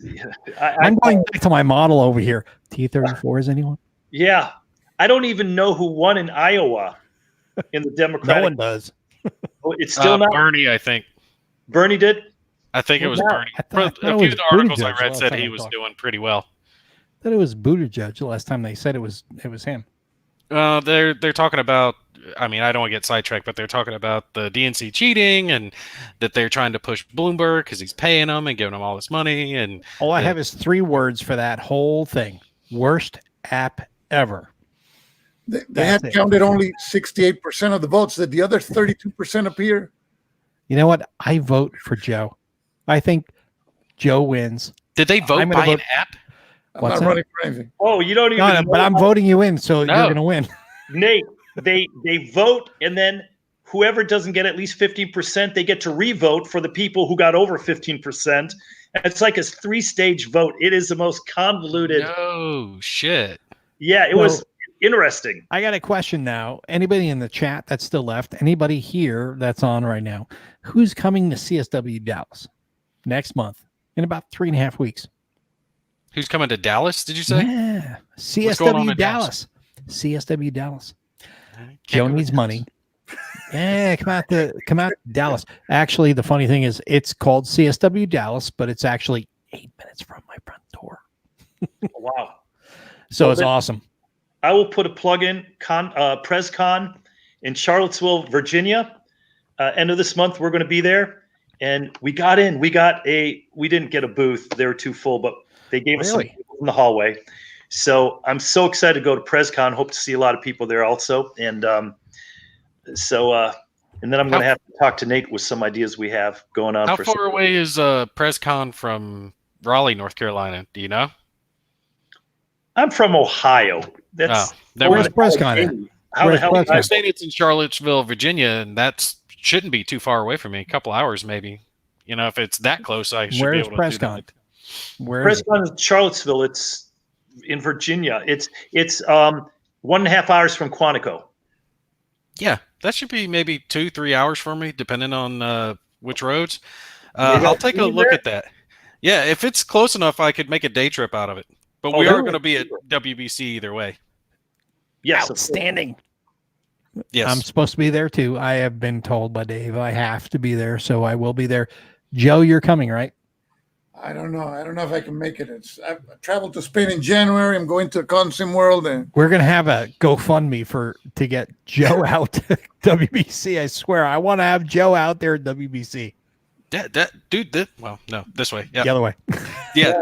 That's Down the guy that that got me started, man. Like before He I got a even lot of us had a going. war game, I was listening to Joe. Like I go That's- sleep listening to this guy, man. That's one of the Soothing things I've been voice, you know? kind of we kind of got sidetracked today a little bit, but I wanted to say that, and I did mention it in the CS it got CSW on the brain, C3I issue 33. I said Joe is a huge part of our war game community, and he really got a lot of people started on war games. He got a lot of people more energized in war games, and Joe, thanks a lot for everything you do for our community. We really appreciate it. thank you. Thank you. Yeah, And keep doing Mo it. was texting me and he was like, Stuka Joe's on. I'm like, Stuka Joe's on? You didn't tell me? What the hell? Well, we're gonna talk to Joe, and we're gonna try to get another show. And he didn't tell me Uva was on either. Yeah, I know. We're gonna I just try to pulled get up. another show I next week. saw him bring his bourbon up, his Canadian whiskey, and I thought, oh Which wow, is almost empty now. right away. Oh, speaking of which, Uva, if you are at WBC again this coming year, or this year rather, I want to do that roundtable thing again that we did yeah. previously. If you're game and you want to, join in. You know, my That's why we problem, need to get Joe there. isn't it the same weekend as Gen Con? It's like I the think it's exact same before. time. Through Gen Con. Well, the problem is, Gen Con's big for Uva though. Gen Con's know. way bigger than WBC. Yeah. well, yeah, and we had last year, we had 26 people there running 120 Wow. events and tournaments, and it is huge. But with the coronavirus, who knows? Maybe we're better off in Seven Springs than with 70,000 people packed together shoulder to shoulder. You can Well, have the Gen Anson Con- Red virus. It had to have sold a lot of Agents of Mayhem for you guys. Yeah. We always do so well there. It's a huge show. I mean, it costs a lot of money too. But it's Before Gen Con? Gen Con, yeah, it's very Yeah. Well, Very. it's 70,000 people. It's going to be expensive regardless of, who goes where. It's just, I've never been, and I hesitate to go because it's just too many people. WBC is more my speed, and that's My a favorite small convention. con. Yeah, it's my favorite What convention. about BGG? I love BGG, but WBC just because the hills and everything. Wargames. I love it. I love it. It's good for the family. yes. You remember my wife and my kids were there with me? I got yeah. an extra kid now to bring with me. And she was bugging me more to go than I was bugging to go. She's like, talk to him, see what you can set up. Come on, let's go. I want to go. I want to go. I was, no problem, babe. I got you. We'll go. And she really liked you too, by the way, Uva. Oh, She doesn't know well enough. family. Everybody in our industry is so nice. Everybody in our industry is so nice. Oh, And we were joking. We were joking about it after we had left the first time we saw you guys, and she was like, "Well, he's kind of hot and he's got a neat accent." I'm like, "All right, you can't hang out with Uva anymore." Oh, kind of hot. Ooh, I like that. Yeah, she thought So- you were hot, Uva. Yeah. So don't- that means Lisa's going to don't get all the get free any games now. Don't get her any glasses, so it's. But No. I still have to hang out with Stuka Joe and play some games. I want to hang out with Stuka Joe too. I want to play some games. I want to drink some whiskey, and I want to just have fun. Who doesn't want to hang out with Stuka? Everybody wants I'd to. love to go. How many people go to that thing? Like 1,500 people? How many people go to that? I Yeah. thought, yes, I thought they had like 17 or 2,000, pretty Yeah, close. somewhere. It's kind of like BGG, but a little bit smaller. Like BGG is about 3,500, something like that. Yeah, 2,500. It's probably like, yeah, well, no, I think now they've upped it to like Limited. 35. So I think WBC is probably around the 2,500. Now it depends because when you go to WBC, every area is a little different. You got to go up to the top area where all the hardcore grogs are, and you'll see the people that go in there and don't come out for like 10 days. They're just up there playing like all these massive 10-day war games with, counters on baking sheets and spreadsheets all laid out. It's awesome. You'd love it. I didn't Joe. even know that place existed for the Yeah. first few days I was there, and I think you pointed it out to me. And I went up there, and I was getting just some B-roll footage for some videos I was putting together. So I was Fantastic. walking around with my camera and filming everybody. And the funny part is when I was in the main areas, a lot of people recognized me, and they'd wave, say, hey, shit like that. But when I went up there, nobody even looked up. Yeah. They were all just like, No, they're focused hardcore exactly grogs. what they were doing. Yeah. They'd weren't know even paying Joe. attention. They'd know Joe for sure. They'd be like, Joe, hey, come over here. Check this out. They'd want you to shoot some footage with them. All you have to do So, is speak, man. at what was it, Consum World? Most people recognize him, but some guys don't like to be even filmed. Yeah, that's true. Some And people so are kind of. I always try to say, so is it okay? And most people say yeah. So Now, Joe, eres de España? now I'm in Puerto Rico. Puerto. En mi viejo San Juan, cuántos sueños forjé. I heard that you've En lived mis here. años de infancia. Yes, that's right. Bayamón, alturas de Flamboyán. Ah, que bien. Very Sí. nice. Oh man, we can sing Alegre Vengo. Man, I grew up. I probably know more Puerto Rican folk songs and Christmas songs than most Puertorriqueños. Y tengo mi R alemán. So I butcher every Puerto Riqueño song so badly.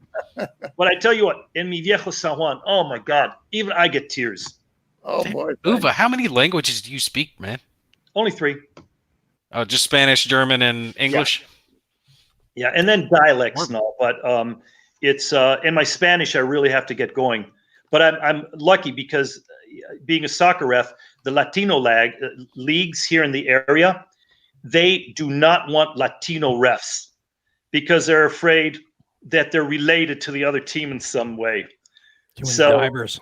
they always get us gringos who speak Spanish to ref because they know the odds of us being related to the other team isn't there, because those games are incredible. And the worst thing is uva in Spanish. Uva is a grape.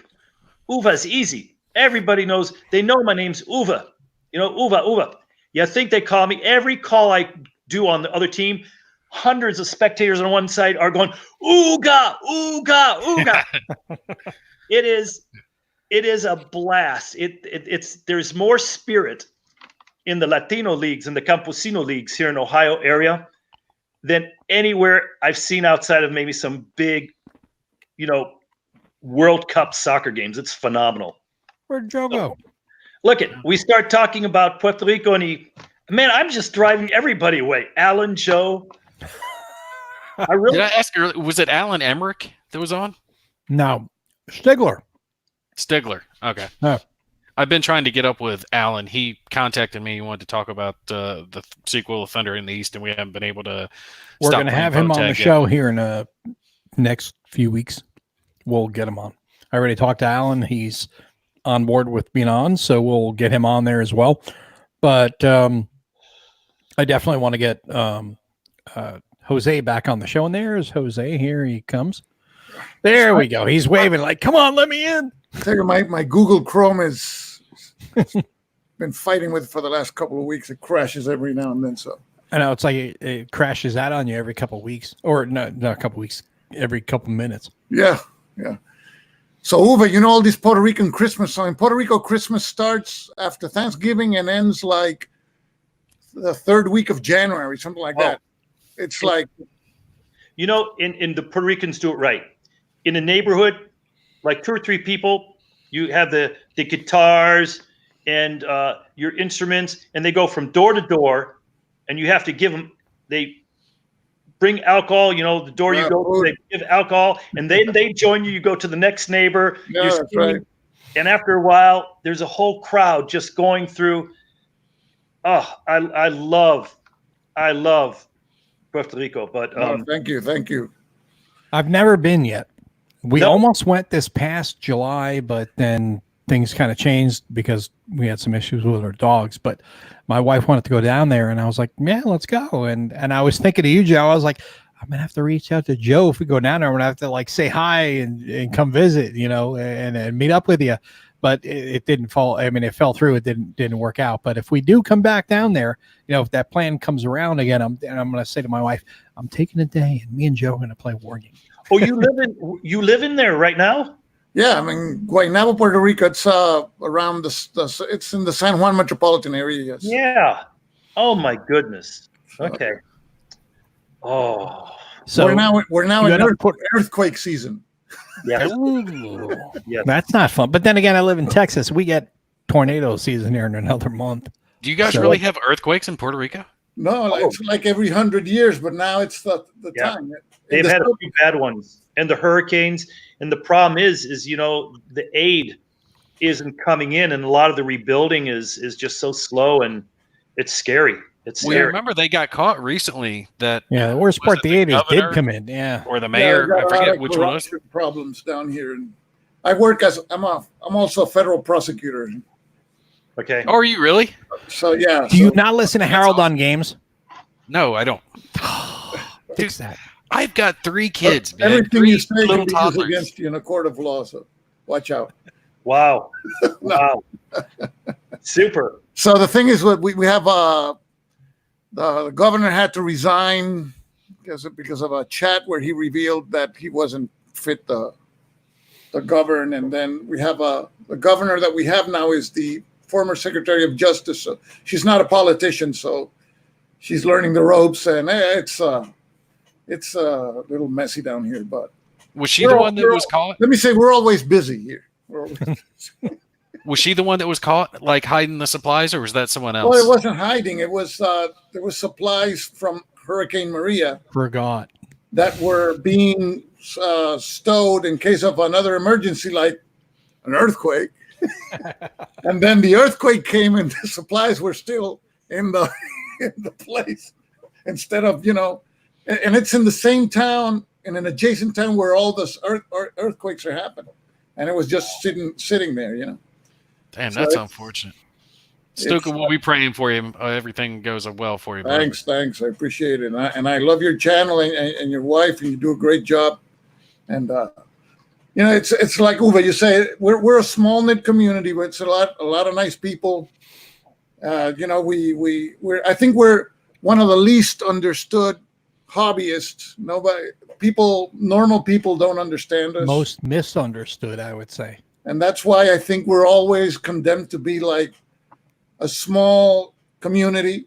But the great thing is we're all over the world now. I have subscribers in the Philippines. That one guy wrote to me, "When you come to Manila, you're staying home." I go, "Oh, great, that's great." You can travel the world for free. And I have subscribers in Vietnam and Germany. Wow. The people in Germany, every time I mispronounce a German name in one of my videos, they say, "Joe, send me the names first, and I'll send you a recording how to pronounce them." Oh, okay, I'm sorry. And so it's everybody's so well intentioned, and they love the games because they love the history and they like to learn. So I think it's and the going at the conventions, it's just proof of it. People are so nice at the conventions, and even though I think it's the golden age of wargaming now. We got so many games, and I think wargamers are open-minded. Remember in the 70s, it had to be hex encounters and tanks and infantry, NATO symbols. If not, I'm not playing that thing. Yeah. Now there's so many types of games, so many formats that even you can't even keep up. The newest Battle of the Bulge game seems fresh because it has a different approach, or it focuses on some other thing that the previous Battle of the Bulge game didn't focus on. So it's a great time to be a wargamer. I think the internet helps make us more fused or knit together. Consolidates us, yeah. Because I watched the first Battle of the Bulge of this new series, and I love it. The old guy who used to run it is now like a commentator, and so I love The Biggest Loser. So I agree with you. The Battle of the Bulge is really... That's the other bulge. Pardon me? That's the other bulge. We all fight. That's the bulge in the belly. But no, we're talking about you talk about bulge games. Everybody talks about like Enemy Action Ardennes and whatever else, Time for Trumpets. I still think the Cells game from Revolution is one of the best bulge games out there for the simple fact that you can play it in an evening. You can knock it out in 2-3 hours. I've never played that. I'll have to check that out. I'm a one mapper guy just because I don't have the space, the time. And so for me, sometimes less is more.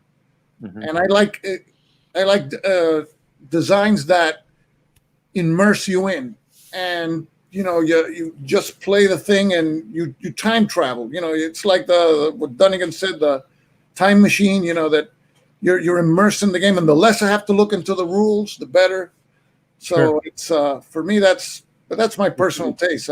But I know there's some guys that commit to these monster games, and it's truly admirable because those things are huge and they take so much time to play. And I hear people say, "Oh, we've been playing this game for a year and a half," and I'm going, "My God."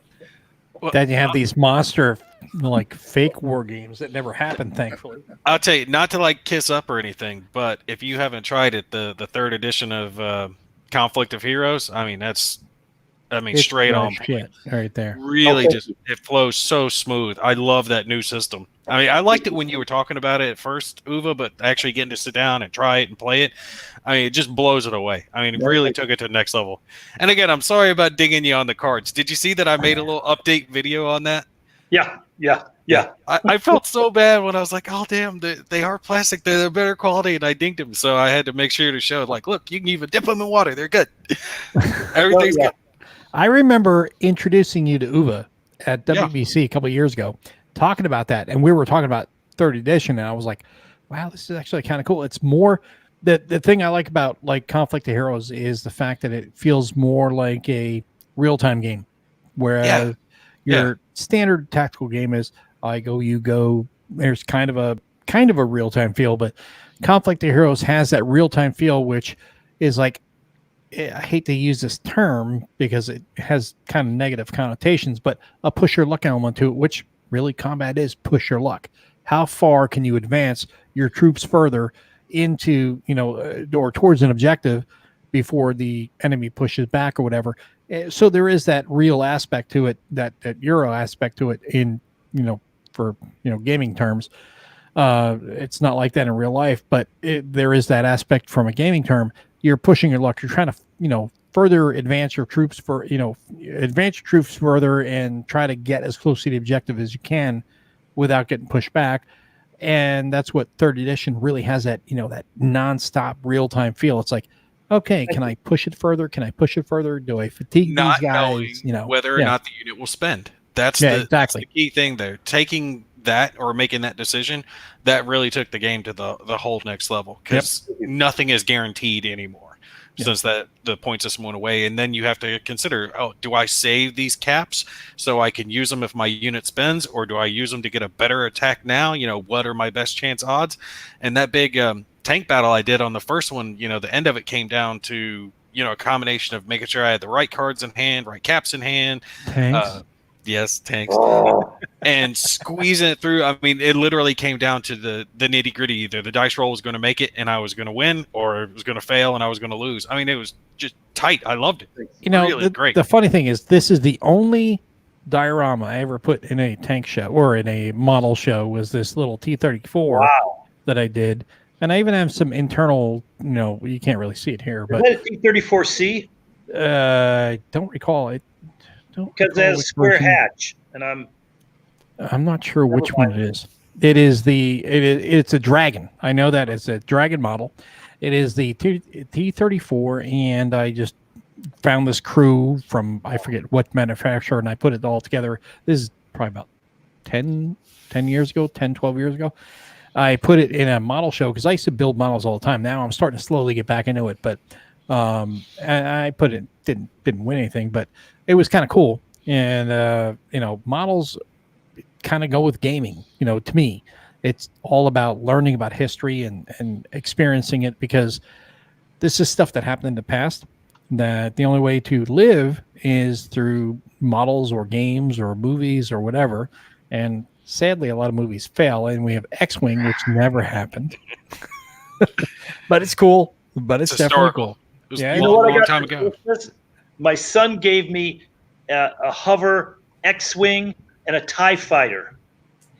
And the drone, yeah. And you can fly them, but what's so cool, you can Bluetooth it to your phone. Each player can put it to your phone, and you're shooting each other, and it, with the laser, it'll know when you hit. Yeah, my wife got me one of those for Christmas. My son got me one for him, one for me, and it's still been too cold and windy here to really play it. So you're basically saying you're a cheater unless you have a laser to keep you in line.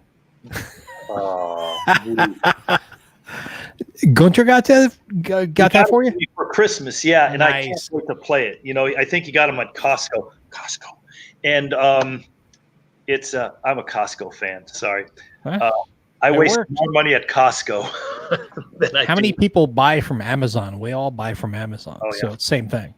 Yeah, but guys, I'm going to have to call it because it's, I usually go to bed at 10:30 and read for about an hour, and so I have to get up early in the morning. Cut into your reading time. Pardon me. We cut into your reading time. I'm reading Mattis's book, General Mattis. Oh, I got that too. Oh, do you? Yeah, I'm actually reading that. I'm only just started about 50 pages in. Good book. Well, you'd like this. I actually have a signed picture they gave to me from I saw Mattis. that. You Yeah, son it's of a bitch. Really? yeah, it's Wow. to Corporal Nate Rogers. Yeah. Mad Dog Mattis. The house when I moved in, it was a big military veterans event thing. Yeah. So they had a bunch of that stuff for me. I got a kick out of that. My brother wanted to keep it, but Hell no. yeah, dude. That's awesome, man. And when I saw that, I remember I messaged you. I was like, dude, I'm so freaking jealous, dude. You got an autograph picture from Chaos himself. I'm such a fan of him. I tell you what, he's everything that's good. Yeah.